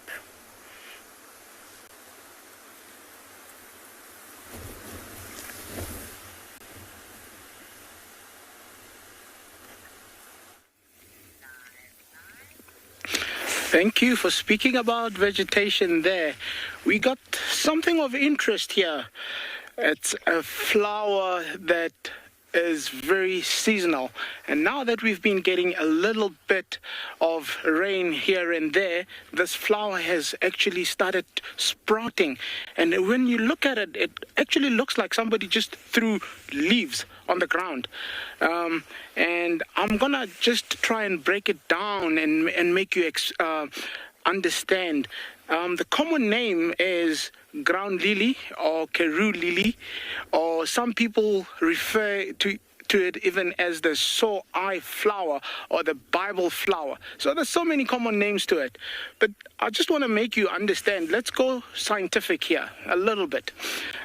If you take the scientific name or the Latin name, as some people would refer to it, it's Amocharis corenica. Now, break down the amo coming from Greek. It refers to the soil because it comes from areas where it's very arid, and those areas can be very dry for long time, referring to the drought and to the dry sand. And the charis meaning grace. Because it makes this very pink, bright flower. And that flower actually doesn't last very long. And you find night moths that would actually come and actually pollinate that flower. And it's only for a week or two that that flower is out. But this makes a very big bulb under, and it stores moisture in there, and as soon as there's rain or any sort of precipitation coming through, this is what you start getting. And the second part of it, the coronica, refers to exactly where we are, meaning the corona bag or the tribe of the Bushmen that were here. And if you look just behind where Dave has gone with the camera, that's the corona bag mountain. Also named after those Bushmen or those people that lived here. So a very interesting flower that's come through. It's actually the first one that I've seen after the dry season or after the rain has come through. So it's nice to see that everything is coming up and being lively and fresh as it is. So yeah, I'm very interested. Let the rains come. So I'm going to leave you with that thought and taking you over to another property in Africa. Very beautiful. One day maybe we'll visit Karoo also. But I am still here with this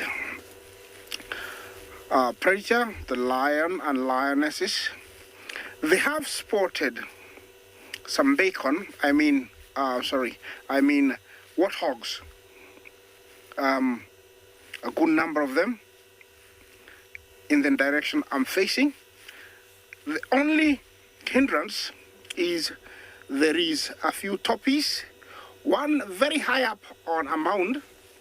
It's quite far away and it can see them, and others are scattered in the plains.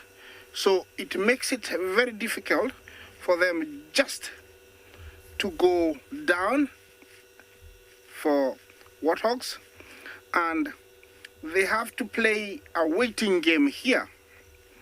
And this is where I earn a lot of respect for this apex predator, because they need to show no expressions. They need just to stay there, be very patient, and hopefully this other prey can leave and leave them the ground to do their hunting.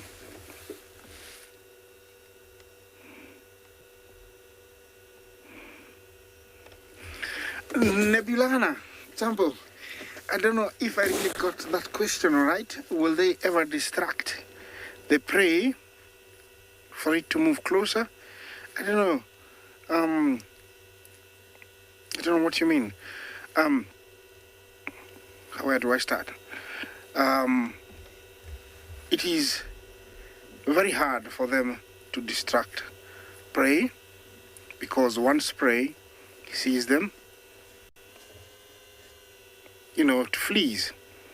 It is rare for them to distract an animal while the other one goes for it.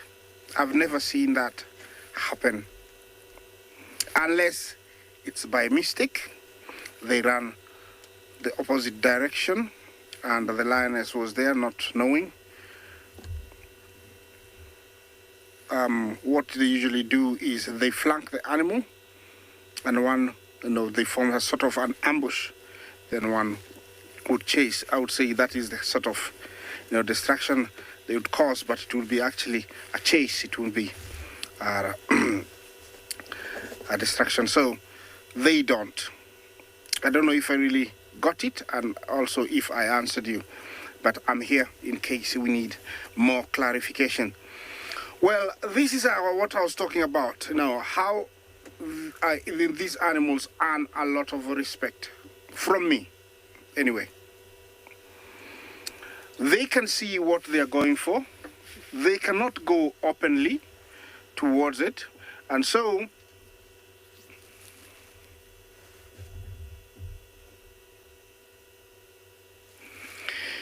Keho, will they, when did they last make a kill? I would say I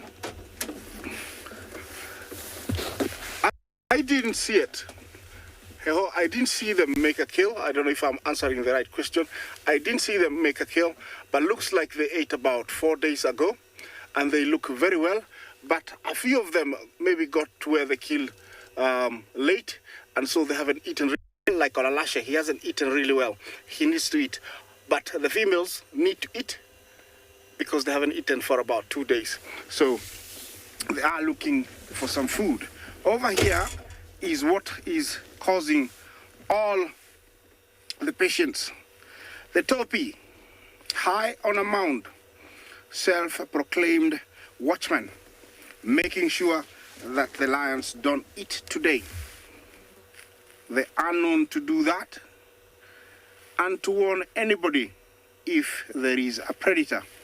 For this huge topi male, he's just about to confirm that whatever he's looking at is a lion, and then he's going to cause, or he's going to make an alarm that is going to alert the whole plains that danger lurks, get out of here, including the warthogs that are very busy feeding. They're off to the right there.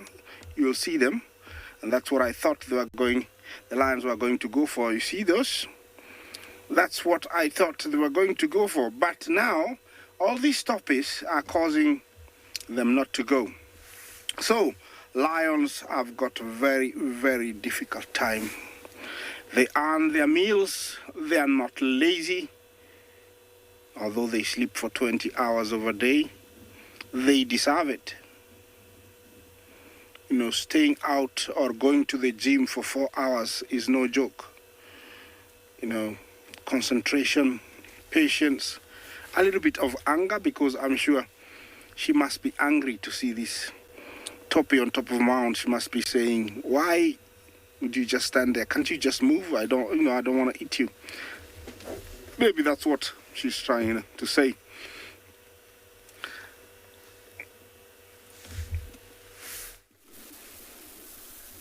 Look at this. This is a very sad and difficult thing to watch. I think it's Tlalamba, and I think she's just caught a baby impala, but it's not dead. She's broken its leg, obviously. It's going to die. Oh, shame.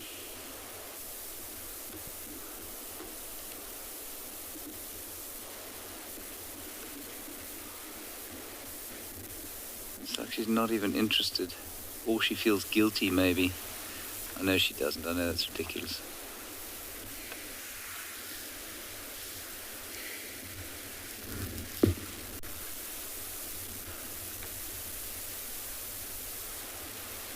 Whew. Tricky to watch this sort of thing. And you can see she's been obviously playing with it for some time. Now, I don't know how many of you remember the unbelievable sighting we had of Hosana about, must have been almost 2 years ago now. Yeah, it was 2 years ago now. And he spent, this is what he did, and he played with it. Oh. It's just behind the mound there. I'll just go forward a bit. And he played with it for, it must have been close on an hour, you know.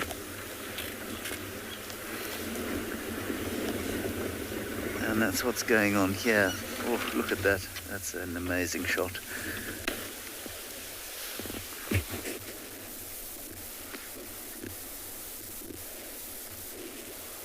Very tricky to watch, and I know that it's quite distressing. But it's astounding nevertheless.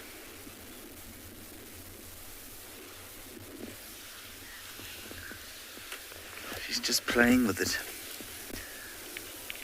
I'm going to carry on.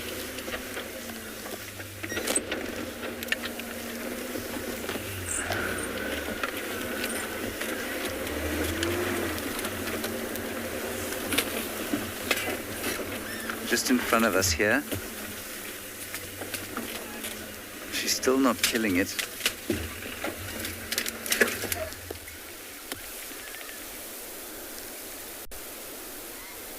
Oh, shame. Like watching hunt after hunt.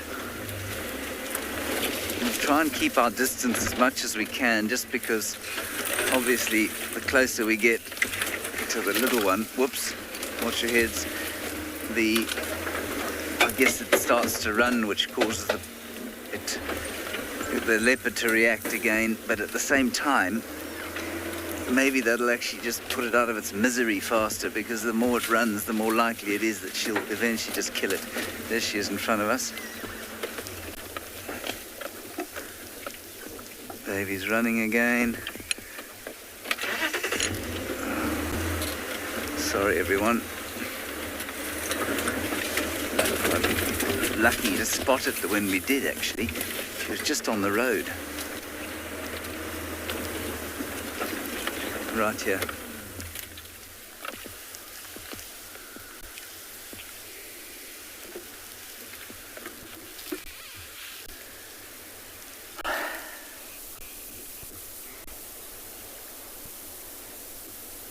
I mean, this is absolutely fascinating, but it is at the same time rather distressing.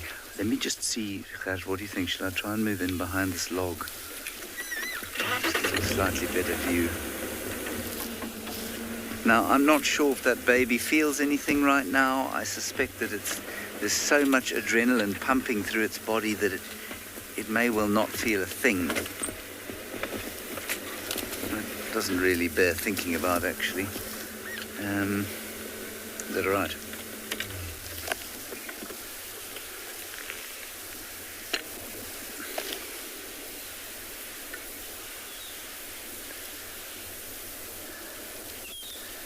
Really, if you're a baby impala, this isn't the leopard you don't want to be caught by, because she's so playful anyway that I imagine she finds this quite entertaining.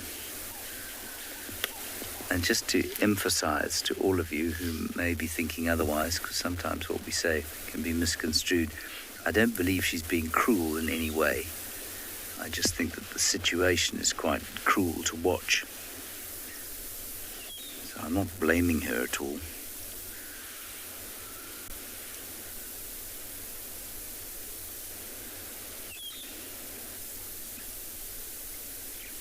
You can see by the way she's panting that she's been at this for a little while.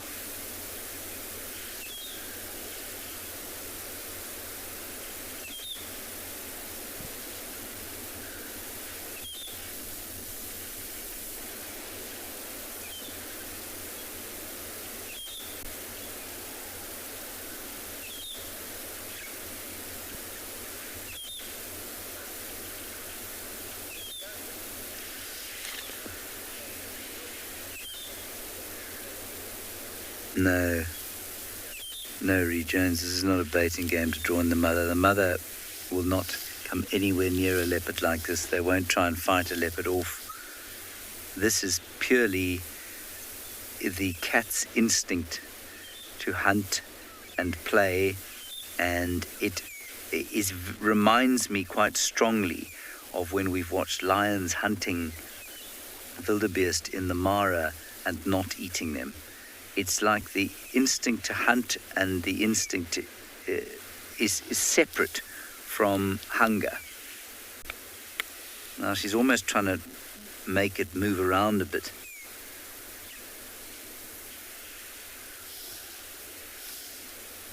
The only thing that noise is going to bring in is a scavenger. That's why she's so hyper alert.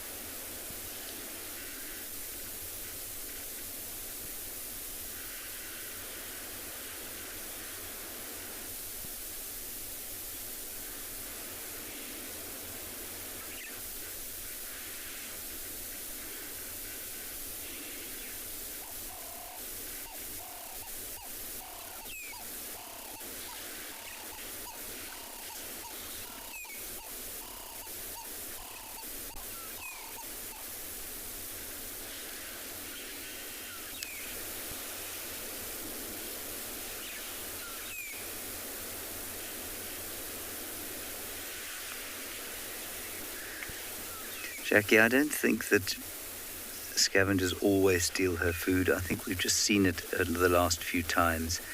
And no, I don't think it's because she plays with her food. I don't think in general she does this. This is typical with a baby impala.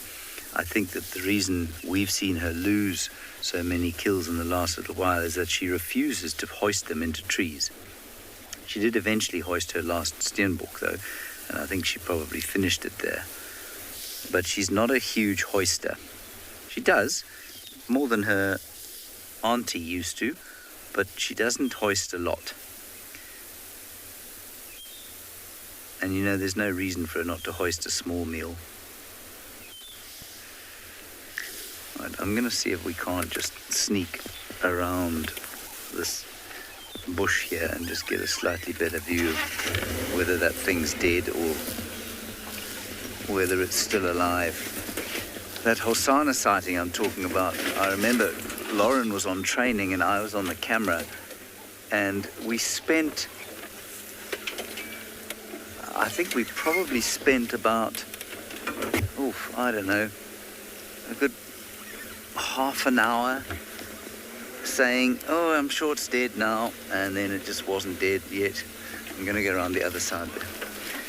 And it just went on and on and on and on and on. So I don't know what's going on here. Let's just try and get round. I'm hoping for the little one's sake that it is now dead, because it must be extremely, extremely unpleasant. Anyway, we'll try and get a slightly better position while you go and have a look at something else.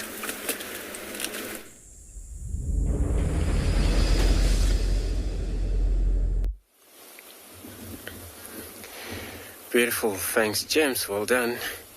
Here we also came to this position of the Lamati Pride. Wholly just resting, lying into this wood. We see in mobile in one of the camp, we're far north into Beverly Souk right now. And they've been seen drinking in one of the water hole. So we've been called in this area. We came in, we find them. Not sure what they've been up to last night. I don't think it's anyone know where were they last night anyway, or 2 days ago. Probably in my latest stall, they came in middle of the night. Due to the weather change, wind was picking up at night, and for them to able to push hunting, and that's why they find themselves in this far south.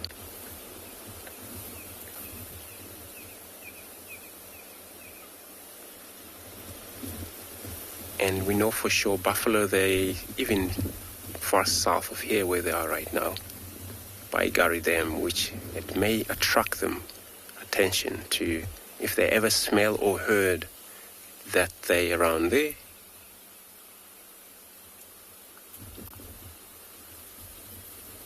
which at the moment it doesn't look like they even notice of anything about the buffaloes, or unless if they pick up scent or get an audio of maybe a call from this buffalo. I'm gonna be sitting right here looking at this pride of lion, see what they'll be able to do anything.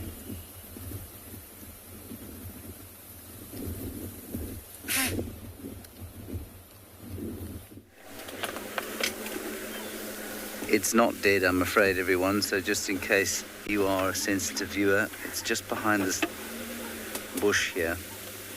It tried to run again, but it is still alive. There it is.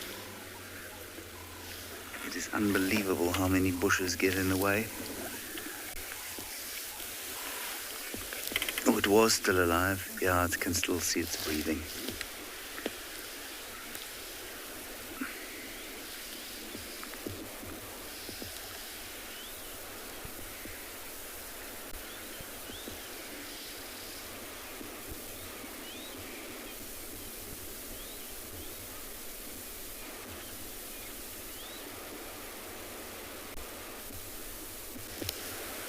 Hear other impala alarm calling close by. It's not at her.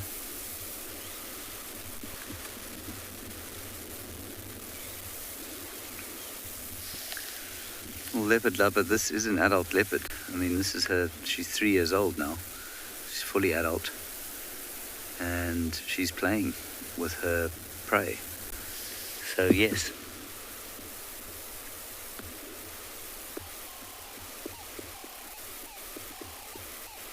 This is the way of cats, I think.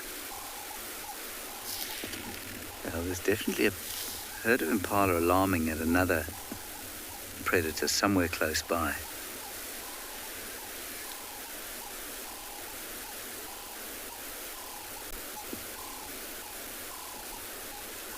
It's still pretty fleet of foot, this little impala, despite the fact that it's got puncture wounds all over its back legs.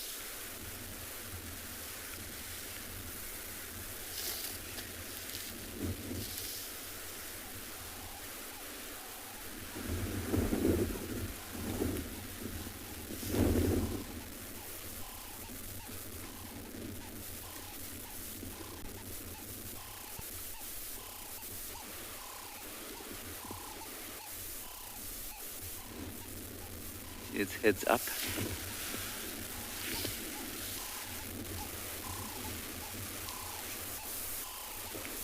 Tom, I have no way of knowing that any more than you do, I'm afraid. I've got no idea if Tingana's close by. Where was he last seen? He was last seen... yeah, quite far from here.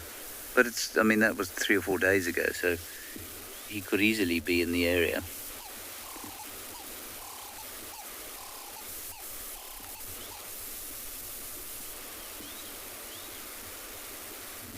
I haven't even called this in, it's been so exciting. Let me call it in quickly on the radio. Naturally, the action will kick off as I do that. Station's located Tlalamba, Hippo Pools Road. She is about 200 meters into the block in a south-westerly direction. You'll see my tracks going off the road.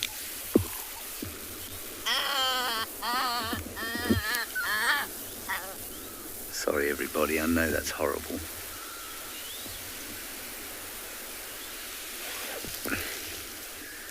Now that will bring in...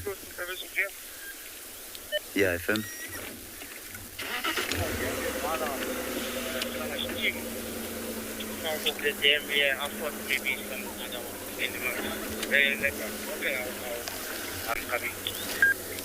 Well, it's definitely not her that those impala are alarming at. They're alarming at something else. So maybe give that a try.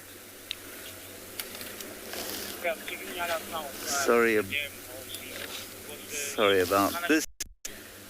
We've just got to get under this branch.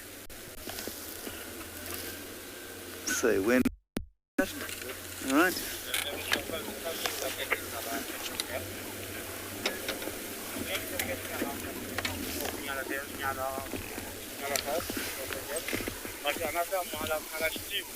Maybe it's doing well, I'm not sure, but I'm taking it out now to check.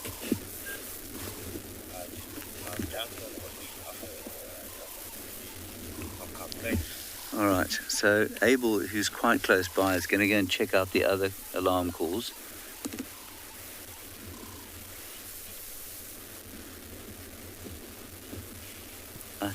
Is it dead yet? I can't see if it's breathing or not. Its breathing still says at it.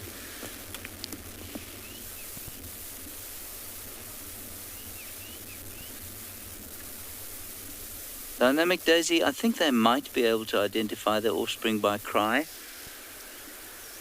I mean, sound isn't a huge method of identification for these animals when they are, you know, certainly the antelope and the relationship between antelope mums and babies. But I know that the mothers especially grunt. That that you hear in a big nursery herd is the mothers grunting that I think the babies hear, rather than the other way round where the babies make a noise in order to attract the attention of the mother. But I suspect quite strongly that if we wait here, whatever is causing the consternation with those other impala is going to arrive here if it's a scavenger or if it's a bigger leopard, because that bleat, yeah, she's looking straight down towards where those impala were calling now, because that bleat would definitely have attracted some attention.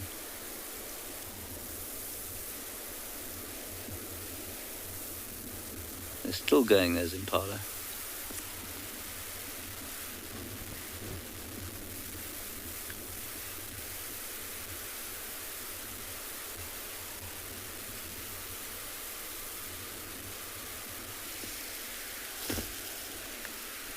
Keeping an eye out behind us, but there is, as is usually the case in this part of the world, there is a great field of sticks between us and where those impala are calling.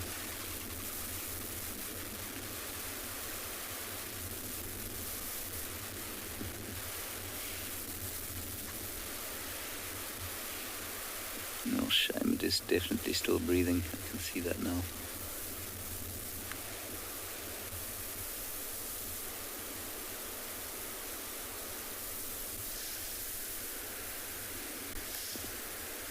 You see, she will be hyper alert and hyper aware that the noise of this impala bleating will attract potential scavengers, and it's why they normally will grab an animal around the throat to stop it shouting.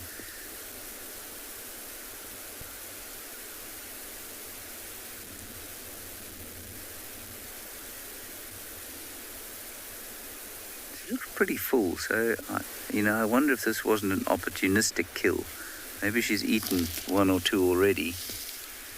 And the reason that she's panting so much is the chase and the fact that she's actually quite full.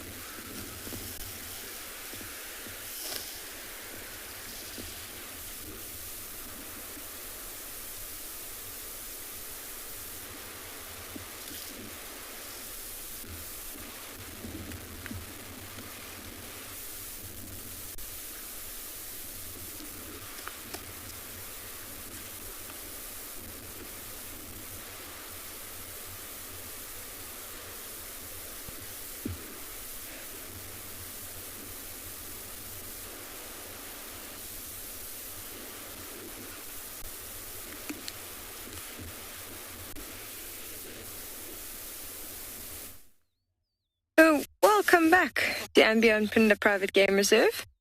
We last left you when we were following those two rhino that were just walking around and feeding in these open plains. And we were in luck. One of the other rangers managed to find some lion. Now, we can't get much closer than this. You can just see that one cub off to the left. There's a mother with 2 cubs there, but unfortunately all the area around them has been burnt recently, and to allow the grass some time to sort of recover, we are just giving them a little bit of space, and we're not going to be off-roading on this grass. But you have been watching the most amazing sighting by the sounds of it. It sounds incredibly, and it's one of those sightings that you hear about from rangers who have been on the job for years, and it sounds quite unbelievable to be sitting watching it from your lounge. And it's quite an interesting time for all these animals, because going to be an important sort of learning tool and source of food for a lot of different ones. Now this young lion cub in front of us, if we have a look, you can see it's got some spots on the back there. So it's still quite young. It's not quite at the age when they're going to start assisting in hunts. Really from about a year and a half, you're going to see them properly really try and assist in hunts. And then when they get to about 2 years old, they're going to be fairly efficient hunters. But in the meantime, how it's going to learn is it's going to play with its sibling, and sometimes even its mother. It's going to play stalking. It's going to jump on the backs. It's going to try and bite by the throat. Obviously all playful, nothing too serious. And also things like impala lambs, if the mother manages to catch something like that and injure it, she might actually leave it to the cubs to try and figure out how to finish it off. So very similar to what that leopard is doing. These lion cubs might actually learn on a similar sort of prey species. And it's an amazing learning curve for them, because the mother can rest assured that the impala lamb is not going to do much damage to her cub. You can imagine if she did it with something else like a warthog with, big tusks, it could get quite aggressive towards the lion cubs and end up injuring them quite badly.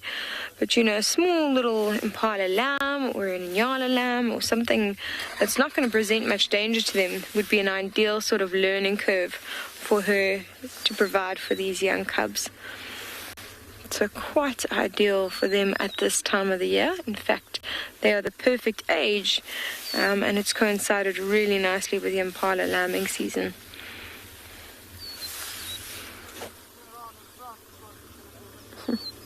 That being said, you can see this lion cub is not doing too much. It's quite relaxed. And I think as it starts to get hotter, they might even just go more into that thicket.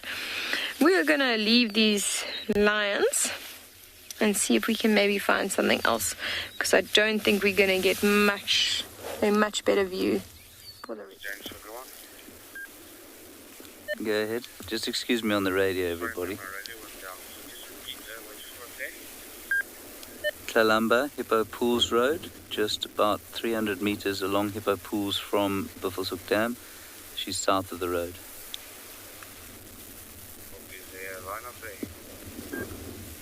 Yeah, you'll be on first standby. Rex is responding. Abel pulling in. Yeah, no, I'll take second standby. I'm still at camp. I'm going to leave now. Copy that. Thank you. Okay. Very great. Good. Just to confirm, we are stuck. We're at TAYLA. Let you know when we exit. Quite astounding stuff, this, isn't it? Sorry about the radio, but we really just have to be very kind of careful that we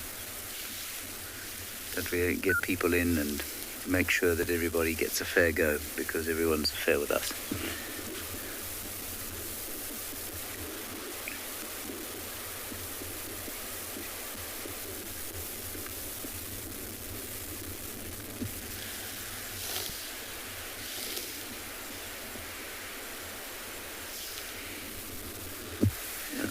There we go. Surely it must be dead now.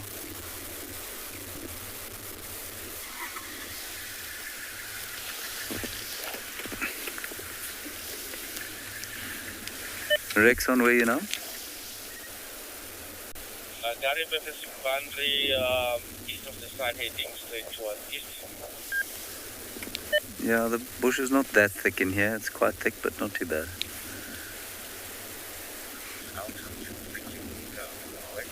What a sighting, hey? Amazing, beautiful, raw, tragic, difficult. This is, of course, what makes viewing nature so utterly fascinating. And I'm going to quote once again my friend James Kidd, who's a superb private guide and wilderness philosopher, for want of a better term, when he said, nature is neither cruel nor kind, nature just is. And I think this is a really good way of putting it, because it immediately removes any kind of judgment from the situation.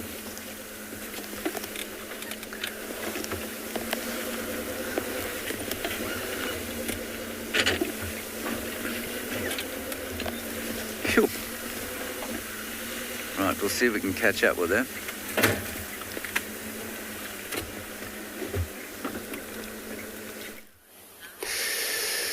Great, good luck. James with the lumber. Our beautiful pride of lions, they still haven't shown any movement since we got into this position where they are right now. And they're all just taking it easy.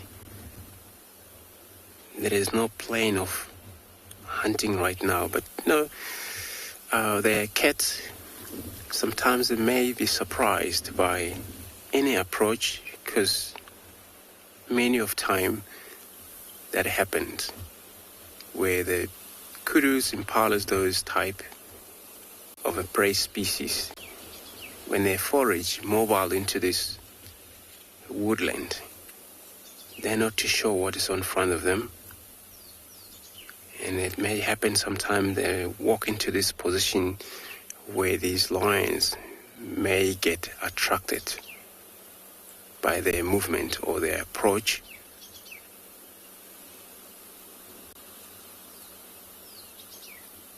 But at the moment, they don't look like they're going to move anyway. Well, the weather is good for sure. They may change plans after rest a bit and then get on moving. Quick links to germs.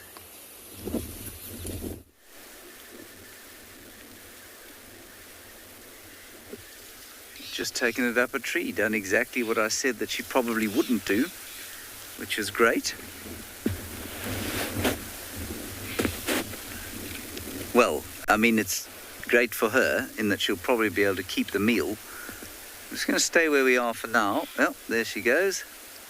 I hope that thing's dead now, because if it isn't and it starts to run now, it's going to have a very, very unpleasant time of it. I can't see if it's still breathing.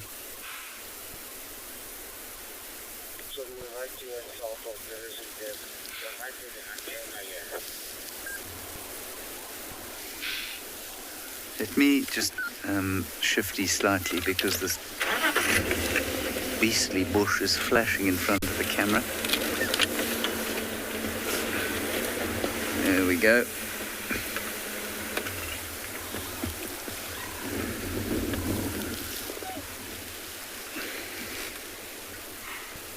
You can hear the impala shouting. Now they're shouting at her for sure. That thing's still alive, unless it's the wind moving its ears. Can you see it breathing at all? I can't either. Maybe it's dead.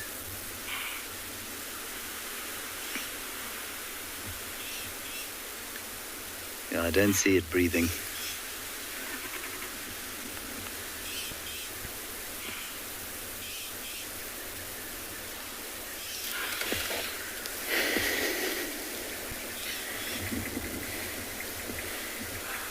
Hello, Tlalamba, staring at us now.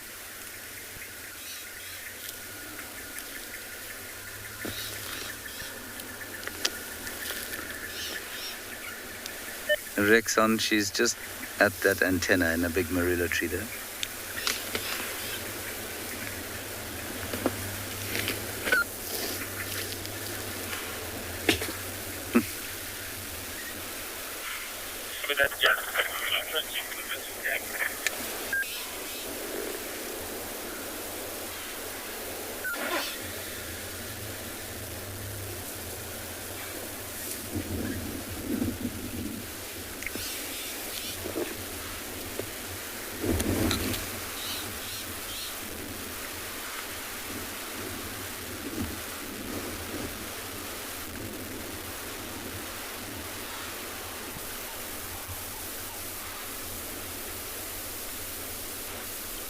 That is quite a sight.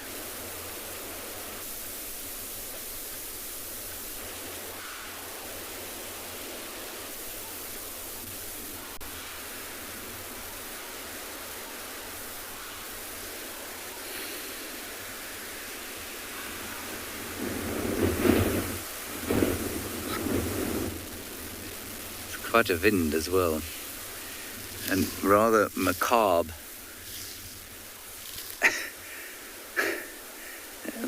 Darkly humorous is the impala lamb's ear flicking in the wind that makes it look almost alive. But I don't think it is. I didn't see any breathing.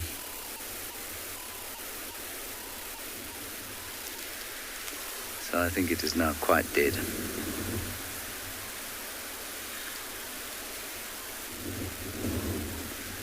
Shreya, if the cat was very hungry, which she isn't, but if she was, and she devoured this whole lamb, I suppose it would do for about 2 days or so.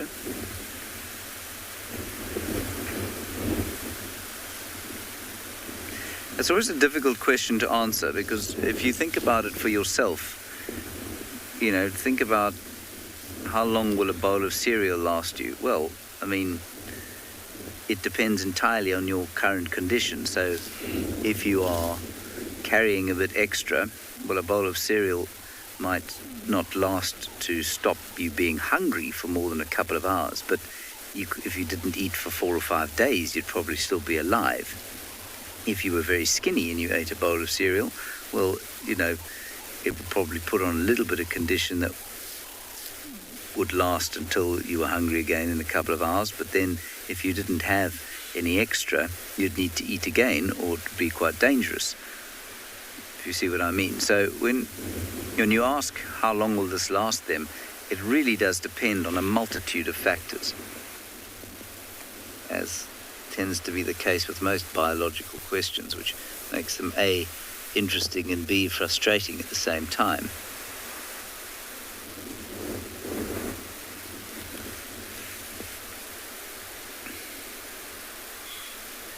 Sure, what a morning. I'd almost given up hope when we were guided into the sighting of Nhlangula the leopard. I thought, well, that's our leopard luck for the day. And then we drove round the corner. We had been following her tracks, but I'd given up following them, and we drove round the corner, and there she was, with this hapless little fellow, who now looks entirely at peace, lying on his tree.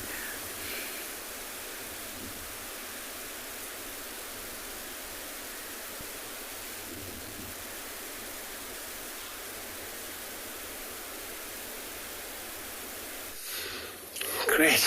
One way of a life, anyway. So we have to switch from that position where we had all females. I didn't know there's a male in this bride, but eventually this male was lying on a far side. And then we just saw him just a little bit. And then you can tell, looking at his beautiful mane he's got.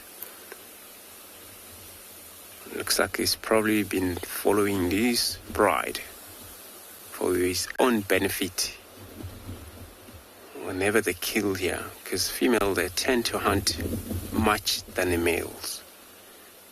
Where you found males are always behind the females, because, and even though they're not actually no one on a hit or come on a estrus, but it is his bride. So this is one of the avoca males. Not all of them here. It looks like the two could be far on the other side or with the other bride. There seems to be dominating two different brides at the moment that I know for sure in this area. Could be more other bride that we're not sure where else. He just now gonna look away from us. So myself and Neil, we're going to stay here, and we're not going anywhere.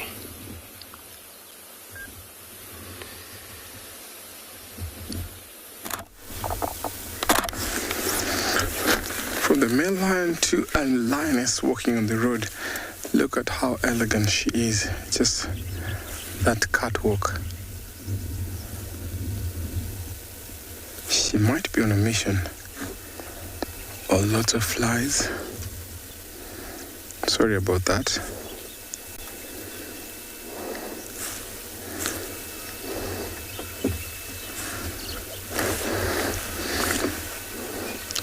Let's see what this lioness is up to, as I will change position and follow her. Our first lioness this morning, and let's find out what she's up to.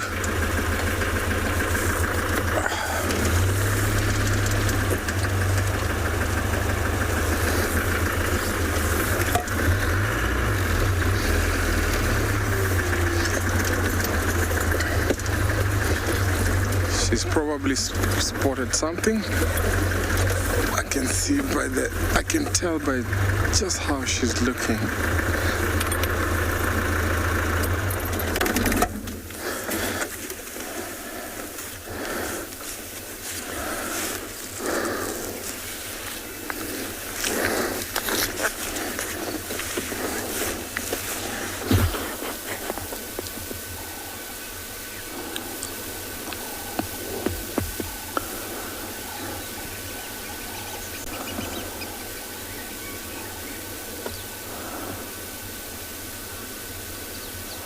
After the rains, you'll find that cats utilize or use the road because the grass is so wet.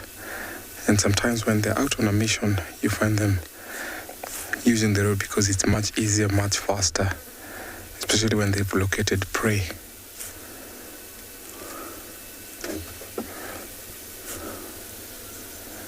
She's seen something there. Not quite sure what she's seen.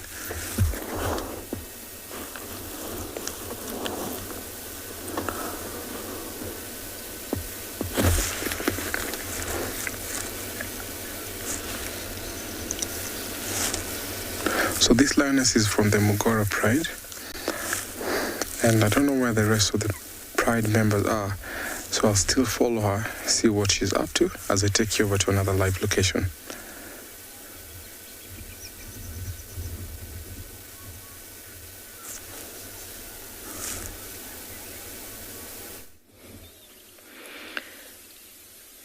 Welcome back to and Beyond Phinda Private Game Reserve. When last you were with us, we were with that little lion cub that was just lying very sleepily on the side of that drainage line. And we're very lucky to have another ranger tell us about these 2 elephant bulls that are busy feeding out into the open. I just want to take a moment to acknowledge what a beautiful reserve this is. I mean, I'm sure you can see those Lebombo mountain range in the background. We're in one of my favorite sections of the entire reserve. It's an area on our far western side. You can see there's massive open plains and these beautiful rolling mountains. And when we have a scene like this with 2 elephant bulls sort of dominating the forefront, and we've got cloudy skies in the background, the contrast is just unbelievable, and it sort of takes your breath away.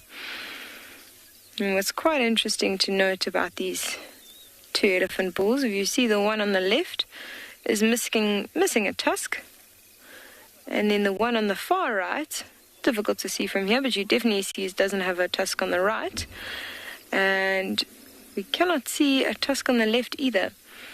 And he's got quite an interesting story. Now, our habitat team have done excellent work from day one at Phinda. They really, really have sort of done some groundbreaking research. And one of the things that we've done and been careful to do is we know the identity of every single individual elephant on the reserve, which is close to 100.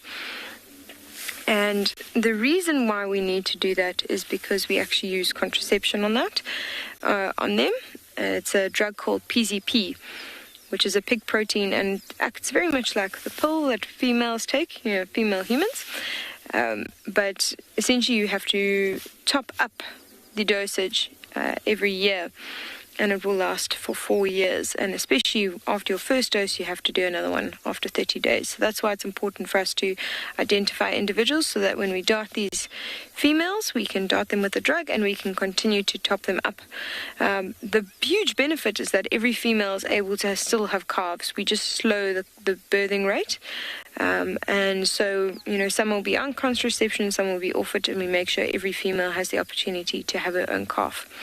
So I digress a little bit. What I wanted to talk about was the fact that we know these two elephants very well. And the one on the right has got a very interesting story because he appeared out of nowhere. We have monitored our elephants from day one. And one day we just found an elephant with no tusks and none of the distinguishing features of our other elephants that we have documented. So we think he actually came in from MCCURDY, our neighboring reserve, and they're not sure if they've lost an elephant, but he seems to have become very happy at Pinda, and I just find it quite funny to say that there is an elephant, something as large as an elephant, can be lost and found and, settled in a whole new place. And then we also have an interesting story about the one on the left. We did actually do the first sort of orthodontic procedure on an elephant bull here at Pinda. Well, the first that I've ever heard of. I could be wrong, and they might have been able to do it before. But we did have a guest from America who was an orthodontist, and he had a cracked tusk that was causing him quite a bit of pain. And they sponsored the removal of that tusk, and they got to go and experience that. And now he's quite a happy elephant without a painful tusk. They are quite, as you can see, quite capable of surviving without their tusks. It's quite a common phenomenon out in the African wild that they might lose a tusk or break off at least half of the tusk when they fight with other bulls. And that's possibly what happened to his tusk in the first place. So he'll be at a slight disadvantage should he have to fight with other bulls over females in estrus. As you can see, he's still in quite good condition. He's got not the thickest trunk I've ever seen, but he's got fairly long tusks. I'm just trying to look at the indentation in his forehead. He doesn't have very, very sagging skin. It's starting to sag a little bit. So I'd say he's probably about 30, 35, which means he's still definitely going to be fighting over females.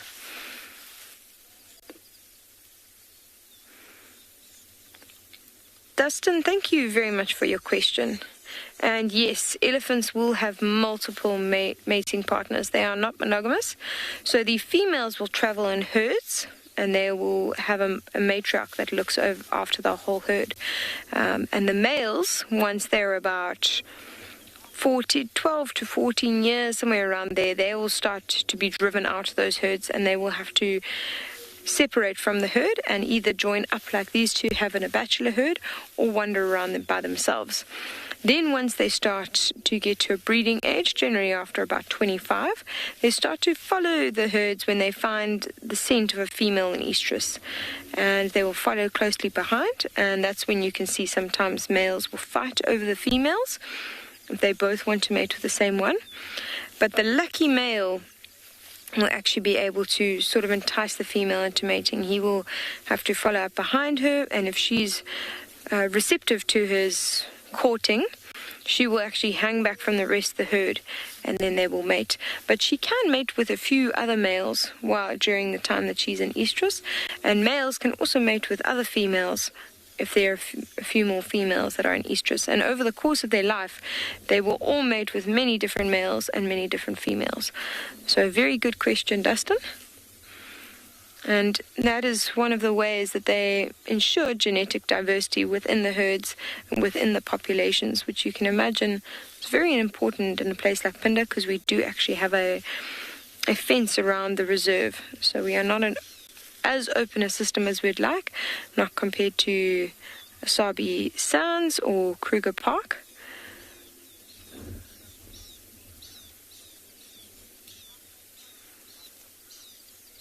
This is just the most beautiful scene.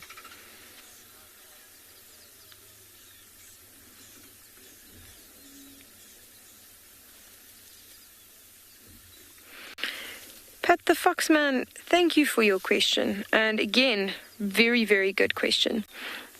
Now, we have to slow the birthing rate so specifically because you can have a look at how big this elephant is. Now, it's going to have to feed on about 200 kilograms of food per day. And normally this would not be a problem. You know, in an ideal system, without any fences, without any cities in between these parks, the elephants would actually migrate all through Africa and they would feed quite heavily in an area and then they would be able to move on. And that way, the ecosystem would not be damaged by the heavy feeding. Our problem is that we've put fences up. These elephants have nowhere to go, so they have to keep circling around the same areas and feeding in the same areas. Now, there is a carrying capacity for every section of land, which can only carry a certain number of animals, you know, and we divide it into species. So, for instance, our carrying capacity on Pinda is about 130 elephants. We can safely carry 130 elephants for them to carry on feeding, using their roots, and we will not damage the ecosystem. More than that, you'll start to see that the ecosystem will not be able to recover as quickly as it is damaged by those number of animals. Now, because there's no actual predator to elephants, they will breed beyond the carrying capacity if there's no human influence within a closed system. So you'll see that they'll keep breeding, they'll keep having calves, and eventually they'll go way beyond that carrying capacity. Now, in a lot of the places you have to sort of lower the population numbers by culling, which obviously is not a desirable thing, not something we want to do. So we have decided to use contraception, and it has been very effective. We've slowed the birthing rate to about 2 to 3%. So we should remain within our carrying capacity. Thank you very much for your question. These elephants seem to be moving off, so we are going to also move off and see if we can find something else on this beautiful morning. Well, things haven't changed here much, except that Tlalamba is pulling what can only be described as her "I'm so amazing" face. Nonchalant. Not so nonchalant now, because she can hear something. But a nonchalant kind of, what are you looking at? What's so amazing? Did you not expect me to be this amazing?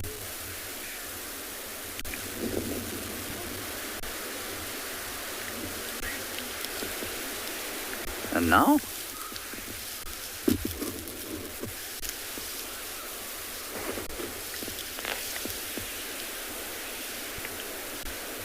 This is interesting.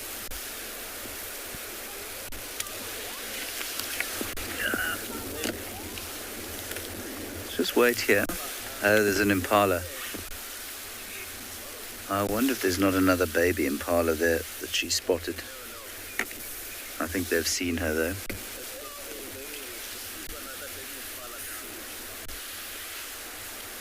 Yeah. Gosh.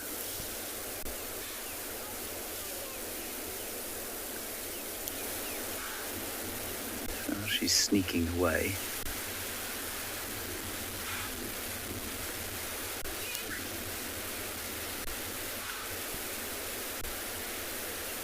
Now they're alarming at her, I think they saw her. She obviously saw a youngster. She clearly thinks she still has a chance, though.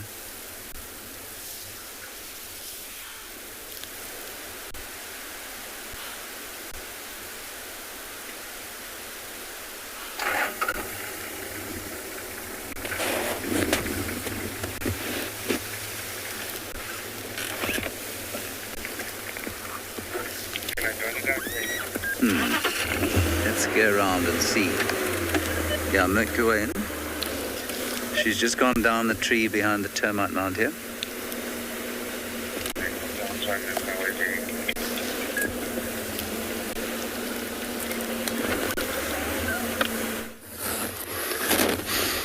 Great. Tlalamba seems to be very much machinery out there.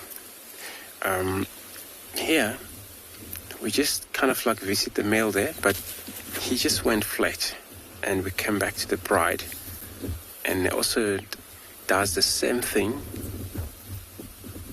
and then one of the young male, I think 2 young male in this bride here, which is fathers are avoca males.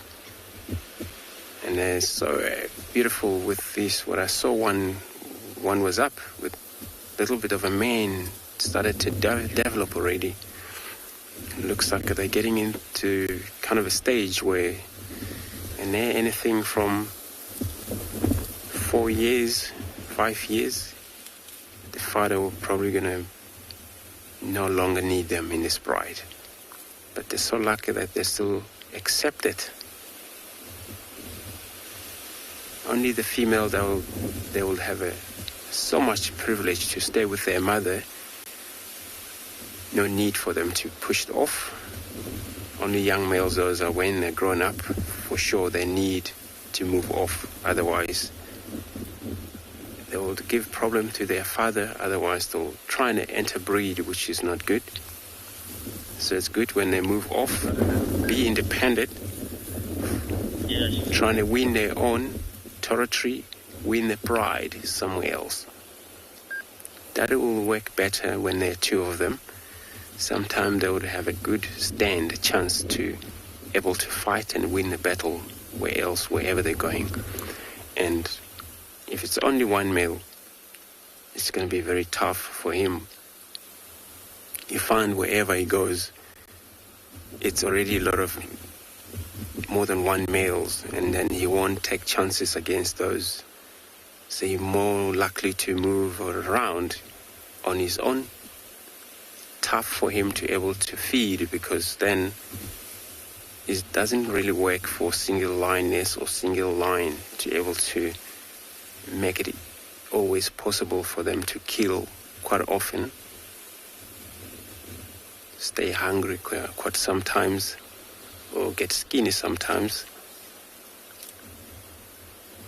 Even though they scavenge, steal from other big or small cats, such as a leopard or cheetahs, that's not always happening. Sometimes there's nothing happening. Everywhere they go, there's probably no such a food. They have to practice their hunting skills, which hunting can come very big challenge if they single themselves away from the bride. What I noticed, some of them here, their stomachs expand a little bit. Even some of them, 2 of them painting for sure. This is one of the young one. But maybe you find they eaten something so small. It's quite a lot of now impalas dropping already. And if is that a case for such a pride, for single baby impala is nothing, even 1 for 1 lioness is here. One gonna feed him much or her much. So I'm gonna take another moment having a look at them. Maybe they change their mind, get to move soon.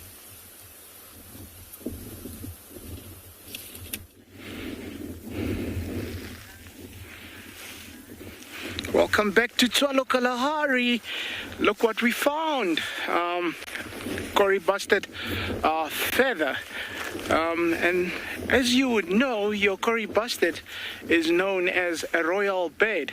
And part of it, actually, if you look at what we found here, this feather, back in the days, a piece like this would be actually cut in such a precise way and hollowed out, and they would put ink inside, and this would become a pen. And that's one of the uses of these feathers, and that's why it was such an important and such a significant bird back in the days. Still today, if you look on the notes of Botswana, actually you do find the Cory busted on those notes. So it is still a very significant bird. Bear in mind, it's also the heaviest. It's not the biggest, but it's the heaviest flying bird that we do get, weighing up to about 20 kilograms. So that's a massive and impressive bird.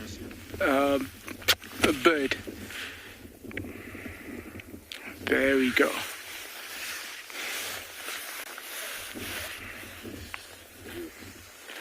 beautiful. Look at that.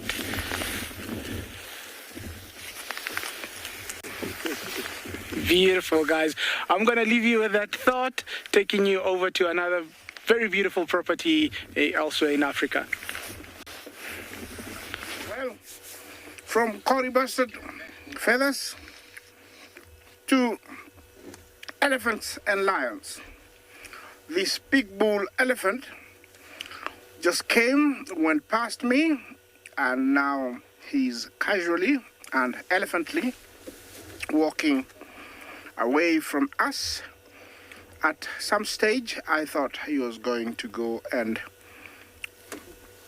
confirm and assert that he is the king of the jungle to these sleeping lionesses.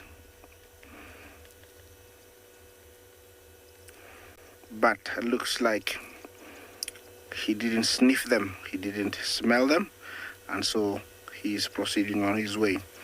I'm still with the Lolo girls, I mean the lionesses, and they looked like they wanted to go hunting, definitely, but there was a bit of a hitch, which was a toppy and some zebra, but all that is gone, and they could go for something now. This elephant has got no issues with lions, and lions will never go for him, but if he was to pick that they're here, then definitely he will chase them away, and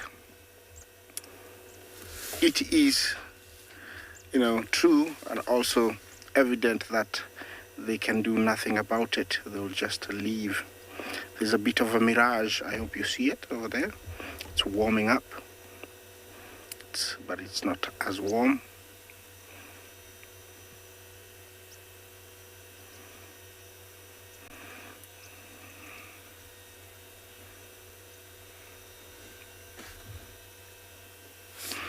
Alexandra, Jumbo, do elephants stay in family groups forever?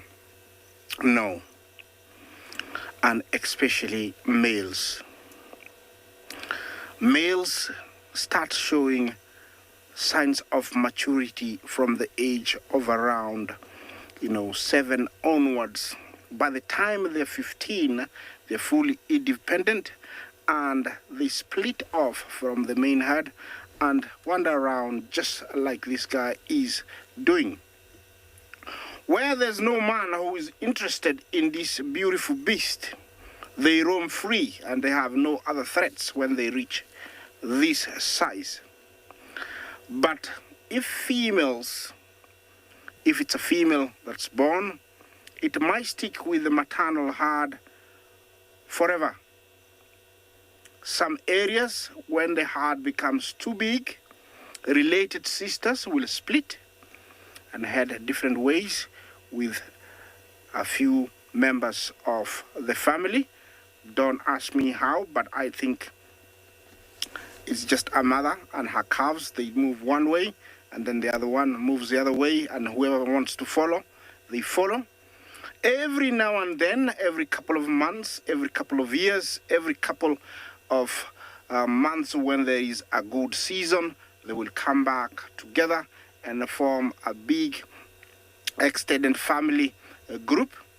They will stick within an area, utilize whatever is around, and then eventually split once again.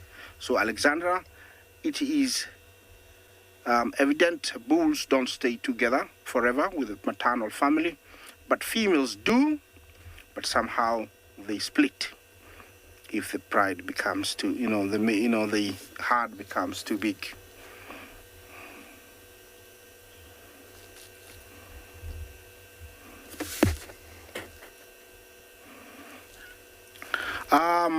DG, I heard your name, but I didn't hear the question. Could you please repeat it while we watch this elephant walk towards the lions? I don't know if it's gonna get there.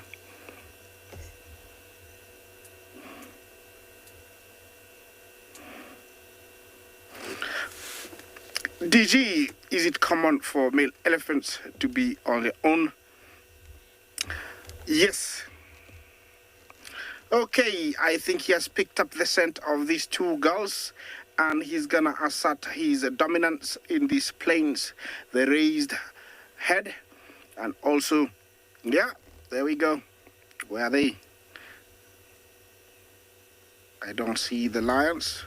Yeah, there he is. There, the lioness. Definitely, he's telling the lioness who's boss. But he's being very, like, not very aggressive, polite. It's like, get out of my way. Normally, if they're younger bulls, they will actually chase and chase and chase, try to get rid of the lions as far as possible. I don't know if he's gonna follow up, have a pursuit, but I don't know. Let's see. Well, bulls do split up and become independent, and so it is common to see lone bulls by themselves. Occasionally, they will, gang up with other males and, form big, large, what we call bachelor herds. Well, that's a beautiful scene that I'm going to leave you with, and I'm going to stay here for a little bit longer.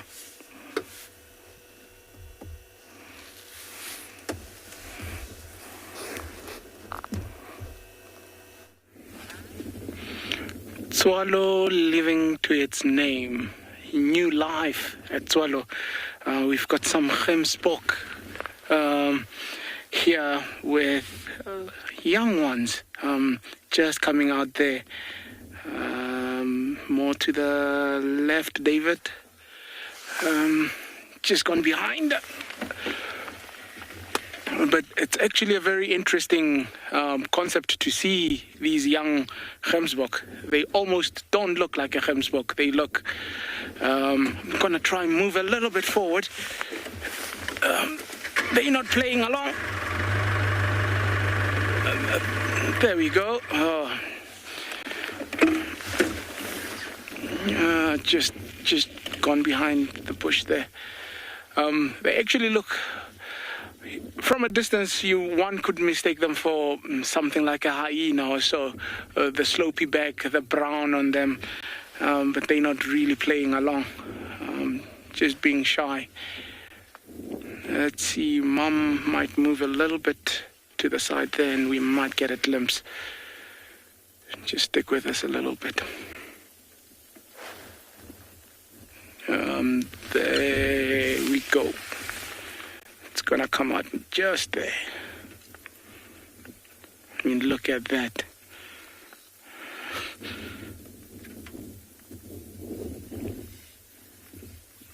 Come on, buddy.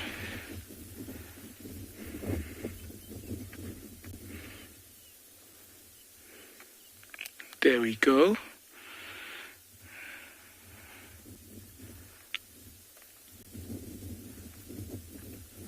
I mean, look at that. If Mom was not close by, you would mistake for anything else than a gemsbok.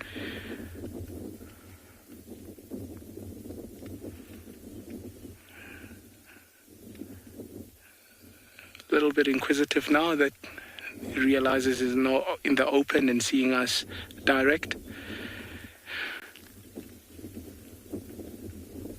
But it's that time of the year where they'll start dropping.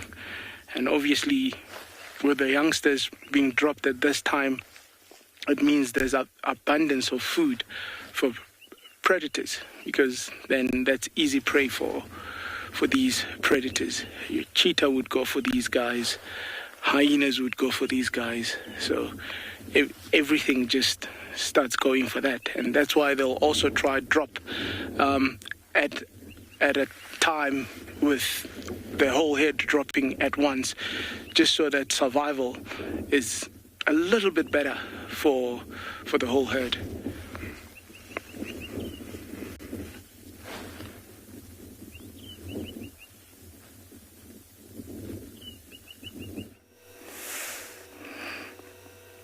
Well, I'm still at the same spot, and the male elephant has sort of decided to move on, had his own way.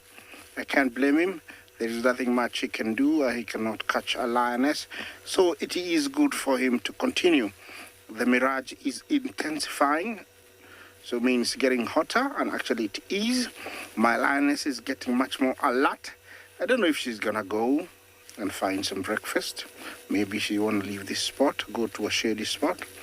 It's gonna be necessary because it's gonna get very warm if she stays out there much longer. What she's looking at, I think it's the rest of the pride. Maybe she's trying to encourage them to move closer. I don't know if the elephant picks up the lioness. The distance is very deceiving from my angle here, so I don't know how close they are, or it has noticed the lioness, or I think if it had smelled the lioness, definitely it will go for it.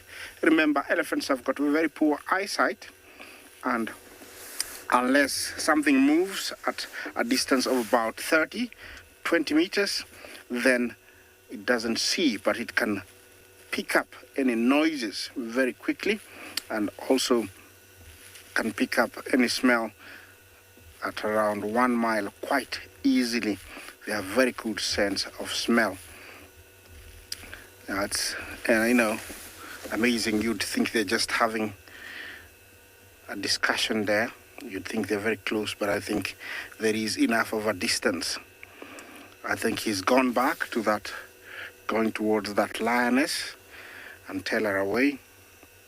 She forgot to pass a last message maybe, and that's what he wants to go and pass the message. But remember, this is live. It's coming from the Masai Mara, the Mara Triangle. Yeah, continue engaging us. Our hashtag Wild Earth. Questions and comments are very, very welcome. The grass you see here is what everybody likes to come and eat. The dominant one is red oat grass, and that's what everybody hides in. Even that ostrich you see a long way there, that is an ostrich. The black spot to the left of the elephant, that is a male ostrich, definitely. It looks like he's in breeding plumage. He's coming this way, walking casually. I hope he doesn't walk towards the lions. It will be much easier to bring him down, but I hope he sees them before he's a male.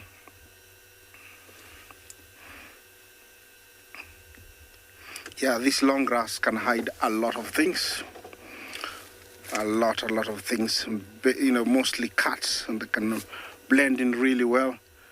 Best place for them to be while trying to get a meal, because they can stalk really well. So it is perfect. Also, most of it resembles their color, the tawny golden color. So they can hide really well.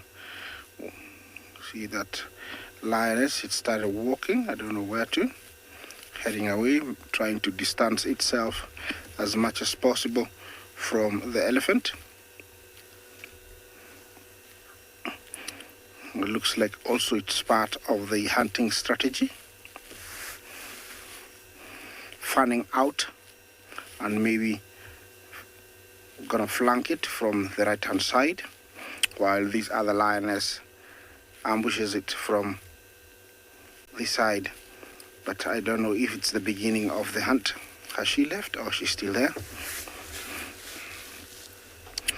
Definitely they'll have either to go hunting or leave this area because it's getting very hot. Excuse me, but we didn't plan anything. We didn't tell the elephant to be hanging around the lioness. As you can see, it went 1, 2, 3 times. We haven't planned anything. I'm not pushing any buttons. This is nature as its best. Now I can tell the body language of the lioness is a bit worried. I don't know if she knows the elephant is going to pick it up. The best thing for her is to stay still as much as possible. Well, if you think I'm pushing buttons, I'm not going to push it anymore. I'm going to let the elephant head on. If it doesn't turn. The way it's feeding tells me that it's got a particular type of creeper it's picking, because if it was grass, it would stay in one spot. the lioness seems to be dozing off every now and then looking. We have to be wary of the elephant.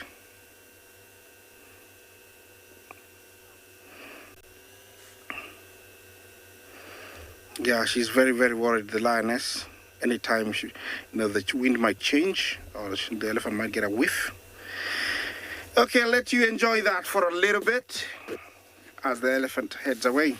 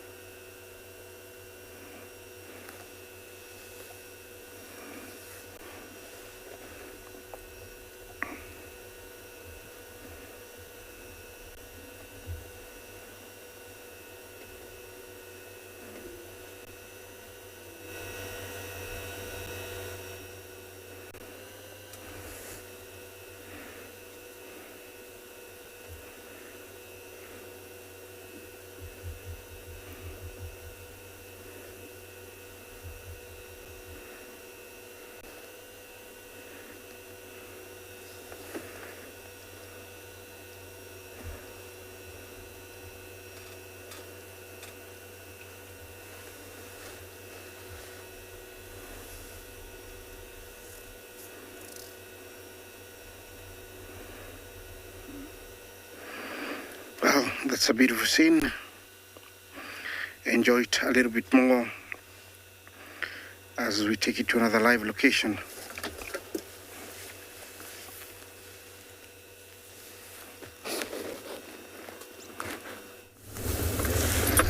So welcome back to this side of the Mara, where this is the marsh that we always talk about. This is where elephants always come to. Unfortunately, because it's rained, we don't see as many elephants here because they're still walking around in the grass plains before they head here. And because of that, there's lots of water in the grass, so that's why they've not already come here. But beyond that, those trees, you can see there's some elephants. Thanks to Big James, he's panning slowly. Yeah, those small dots that you see over in the distance, those are elephants. They've not left that position since this morning. So we've done a loop, come across here. So we're expecting to see them in the marsh. But they seem like they're so much enjoying that grass there. Thank you, Big James. See, there's lots of families there, about 5 different families gathered there. So as it soon starts to warm up, they'll all start walking towards the marsh.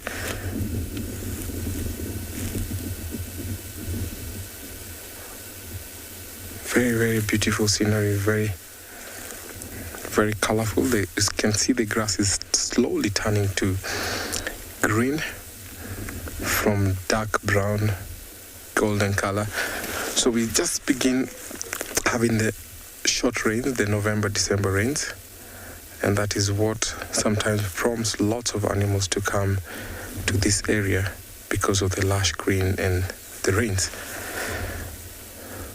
We can see still there's lots of zebras around. They've not even left.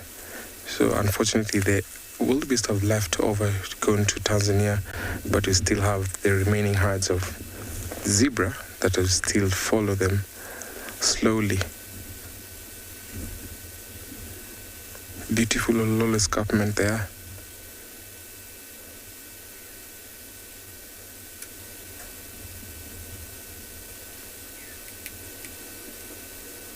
Every day we see a mass movement of elephants heading towards that side of the Ololo escarpment, and then in the morning we see them all walking back to the marsh. So we can say this place is favored by elephants, especially because lots of them have calves. And because calves, before they get to be independent, become independent such that they eat on their own trunks, which are very, very helpful when elephants are eating, will be helpful because they don't walk lots of distance. We find in other areas where it gets dry, like northern parts of Kenya, elephants tend to move or walk a long distance. But here, they're at least very, very well favored by this kind of environment. As I head off to watch those elephants, let me take you over to another live location.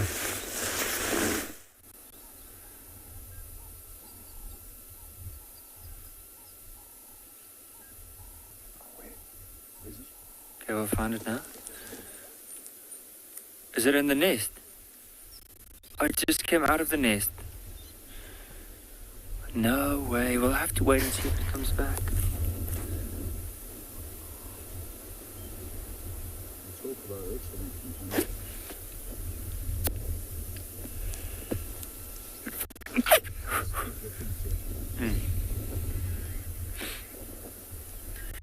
So just have a look at these nests.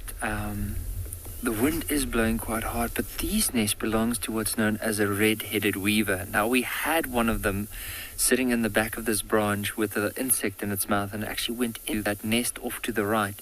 And I could hear the chicks going crazy inside, probably feeding one of them, and then eventually I came down, out again. I don't know, maybe if the female is there with eggs, or it's just the one just off to right. But look at how intricately it's been weaved together by just using very fine twigs. So there is something moving, but just want to try and see. Oh, here's the weaver. Oh, back in the nest. So just keep a lookout, go down a little bit. Just have a look now at the exit. There's the weaver poking its head out. Oh, just jumped off. Let's see if we can find it again. Okay.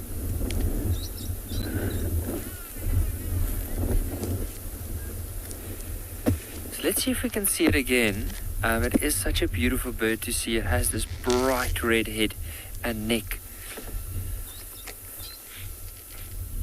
So most of the weavers that we often see, especially in southern Africa, is there's one that just went back into the nest again, is the yellow one with the black mask. But this one is more of an off-white color with a bright red head.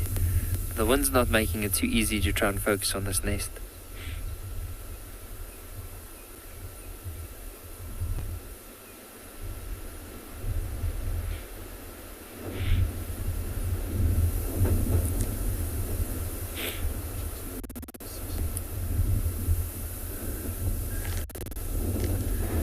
Let's see, I'm just hoping that they'll come out. But imagine having that's your house and you're just being blown around by the wind like that.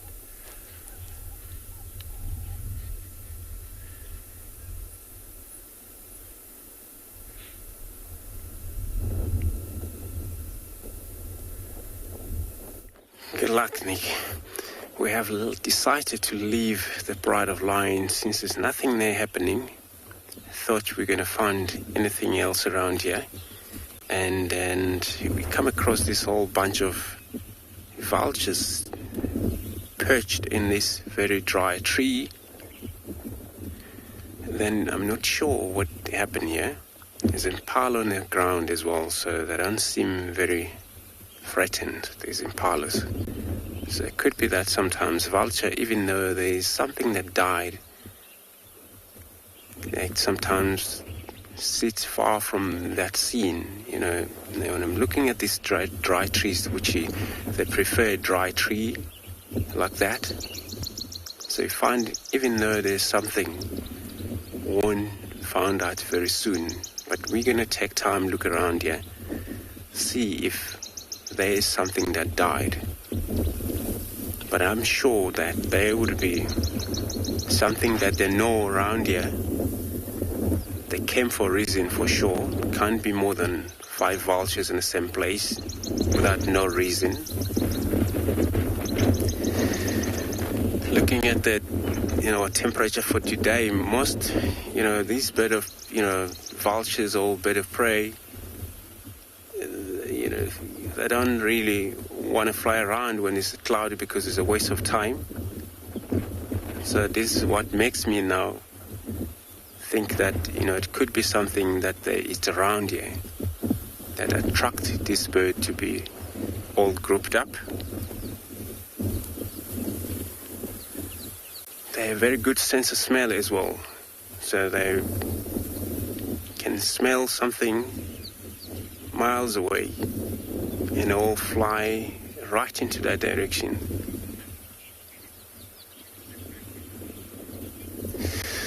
So I'm gonna spend time wait around here, see if there's something showed up or we find.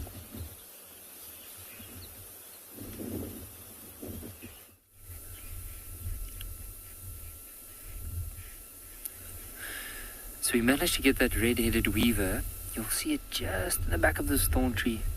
See there, the beautiful red around the head, and then that golden color around the wings, and that off-white around the belly. You see, maybe like earlier on when it caught grasshopper and brought it back into the nest.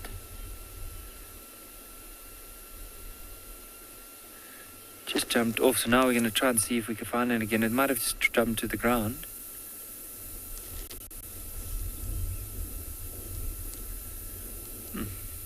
Can't see it at the moment, but let's give it it doesn't take too long before they eventually come back and head towards the nest again. So if we give it some time, we might be able to see this weaver. I just love the way that they can basically start off. Here's the one coming back. I think it isn't. Oh, maybe it's a different one. Just see which bird this one is. Oh, it's the female of the... So if we go and see that branch left, go left from here. A little bit left, more left.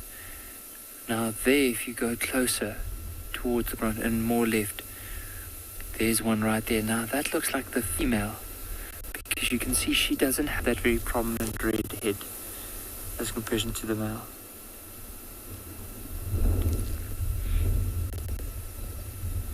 She's just done and she's gone into that nest.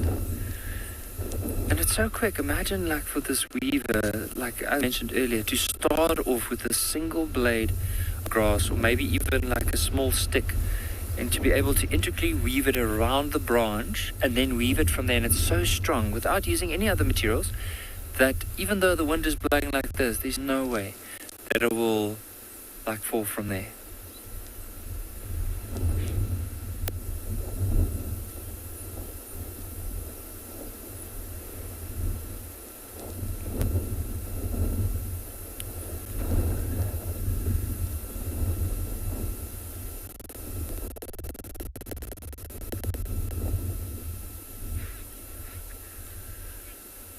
But just an incredible sight to be able to watch one of these birds and just to see the nests.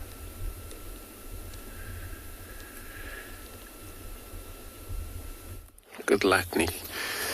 So these vultures are still perching there right on top of this tree, and all they're looking pretty much on the eastern direction, which on the eastern side of them there, it's one of the river that joins, I think, it's Mlowater River all the way from Twin Dam there. So it could be that, these days where we're in a season where a lot of animals give birth, impalas give birth, sometimes this after birth get eaten by carnivores, also bird of prey as well, there's vultures. I'm just thinking, I don't know, I'm not 100% sure why they're here. But I can tell you for sure, the vultures, they're one of a magnificent bird. In terms of hunting, they're so cool. I mean, they always separate. When they're perched, they separate sometimes one individual at a time, but when they unite, they gotta unite for a reason. And then I was just looking around if I could see the tawny eagle. I know actually once that tawny eagle flew across to our right hand side. I don't have a visual for now. And usually that tawny eagle indicate if there's something died around. So tawny eagle and the butler eagle, and then all of a sudden you see vulture around, and you know there is probably something, evidence around.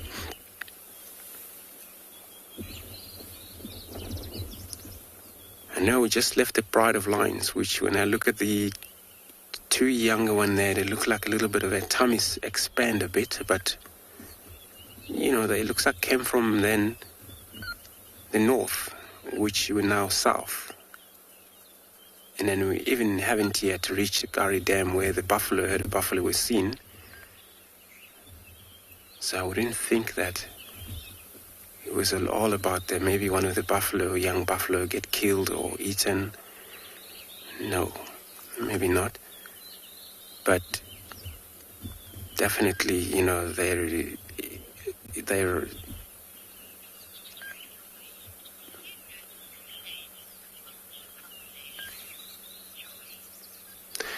Joy, good morning to your shore. Welcome to your beautiful shore. Yeah, I have noticed quite a lot, especially in the reserve, vultures and these almost bird of prey. A long time ago, they had a little bit of a problem due to an African muti, and then thank so much that for nature conservationists that they have set up, you know, these game reserve where these birds now, they not longer have a problem of getting an instinct from hunting for some reason of a muti going on. So that time, of course, white-backed vulture, we've seen them, population went very high standard, but still a little bit of the problem with the Cape vultures. I think it's something to do with their habitation here, where these you're more likely to find them in a kind of mountain, rocky cliff, and this is where they most nest. And then, but the rest of the other species, quick link to germs.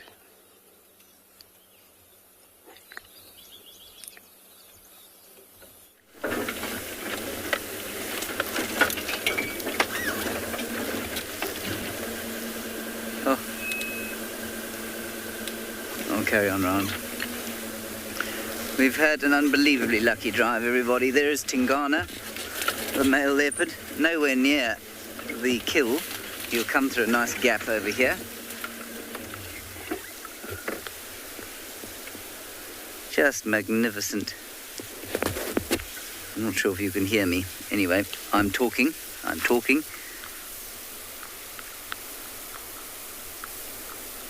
It is a great big dewlap.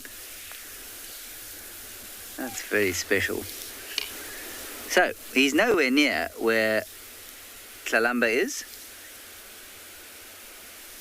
He is here on Torchwood, quite close to their camp. And he's just doing a little stalk along. I'd love to tell you we tracked him down, but we just bumped him in the road. It's just the kind of luck that one has some days, and the kind of luck that one doesn't have on most days. I'll just get through this little section here, and he'll go into a nice clearing for us to look at, I hope. a couple of bumps and that sort of thing. I'm sure you're all happy to see him. Here he comes.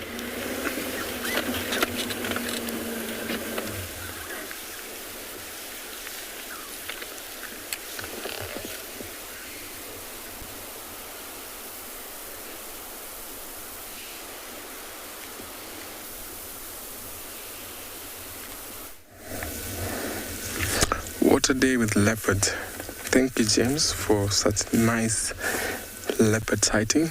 Back in the Mara we have elephants. And look at them. Look at those white tusks. Very, very nice. Actually, we have more than 7 families here. It's very, very interesting, very nice, as they're all walking slowly, browsing towards the marsh. And it's very interesting how all these families are changing direction, heading towards the left. Previously, they're all walking towards the right of our screen, but it seems like all of them are just change course and start walking towards the left.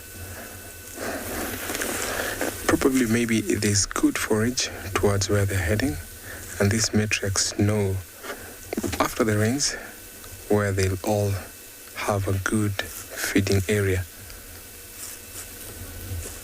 We can see other herds coming towards the right. So every day these families join each other. They eat, drink, and then start heading back, and you see them how they split. Look at how the formation of these herds. There's one to the left, one to the center, to the right, and at the back. Very interesting how these animals are super social, intelligent. So the matriarch's role is actually how to control these herds. And very interesting is that she knows every individual in these herds, understands their behavior, even more so understands if or when they have stress. That's another family, slowly grazing.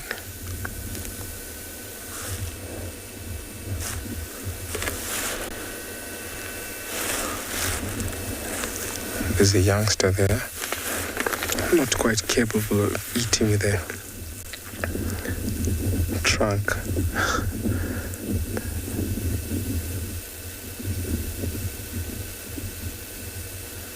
When they're that age, they're not able to coordinate very well their trunks. So sometimes you'll see them bending over and then eat or bite grass from their mouth.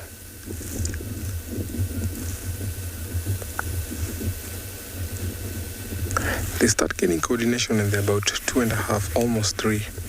And that's when they're fully capable of using their trunks.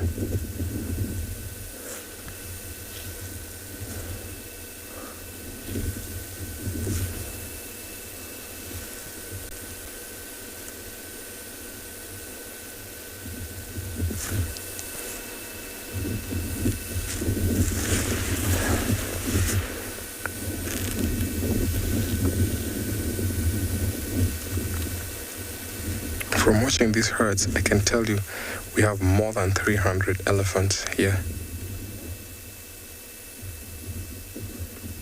What a morning with elephants.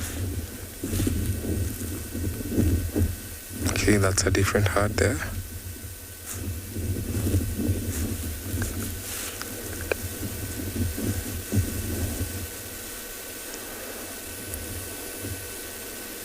It's a morning full of elephant activity. Before we close the show, I'm just going to sit down here and just enjoy watching these elephants as I take you over to another live location. There's the old boy. He's just considering life. He's come into a warren of aardvark holes. And I was just telling Gerrit that, of course, he used to be a bit of an aardvark eater himself.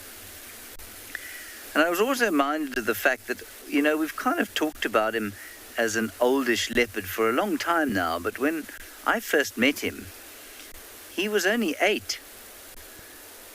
which is amazing, really, in his prime. And what a privilege to have watched him over this whole period.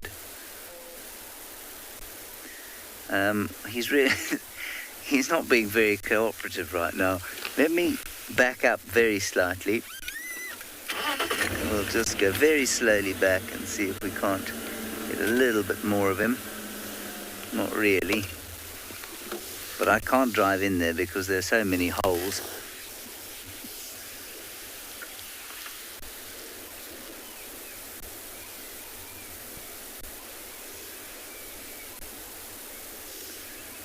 Yes, if he gets any wind of Tlalumba's kill, he'll definitely go and steal it. There we go. Come on, fella. Come this way. I wonder if he can't smell aardvark around here. He isn't thinking to himself, I remember my days of aardvark deliciousness.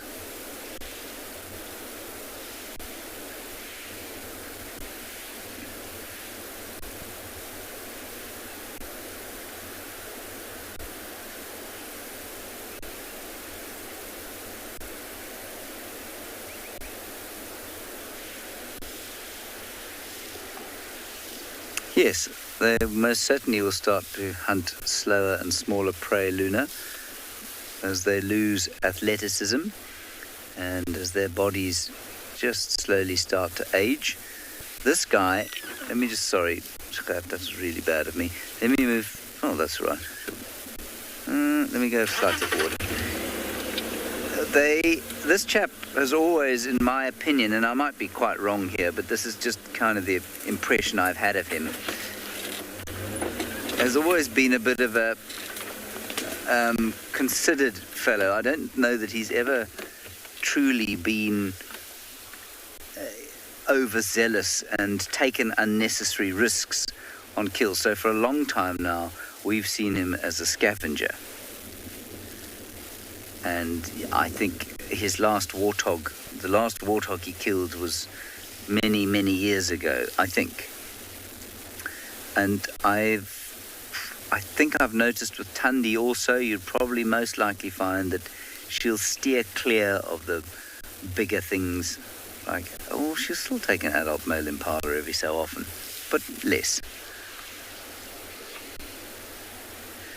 It's not a slow decline like it is with a human being, though, generally.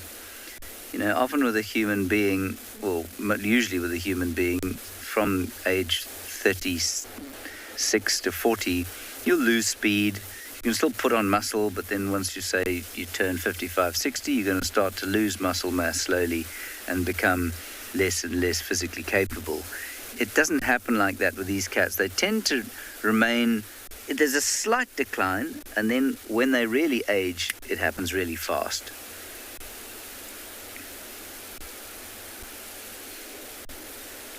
I would not be surprised if he's thinking about an aardvark in here. Anyway, everybody, it has been absolutely wonderful, wonderful, lovely, spectacular, lucky, gorgeous, magnificent morning. And I hope that you've enjoyed it with us. I still haven't identified my flower, by the way, but I shall try and do that later. Thank you for your questions and comments. We'll see you this afternoon at 1500 hours. Until then, bye-bye.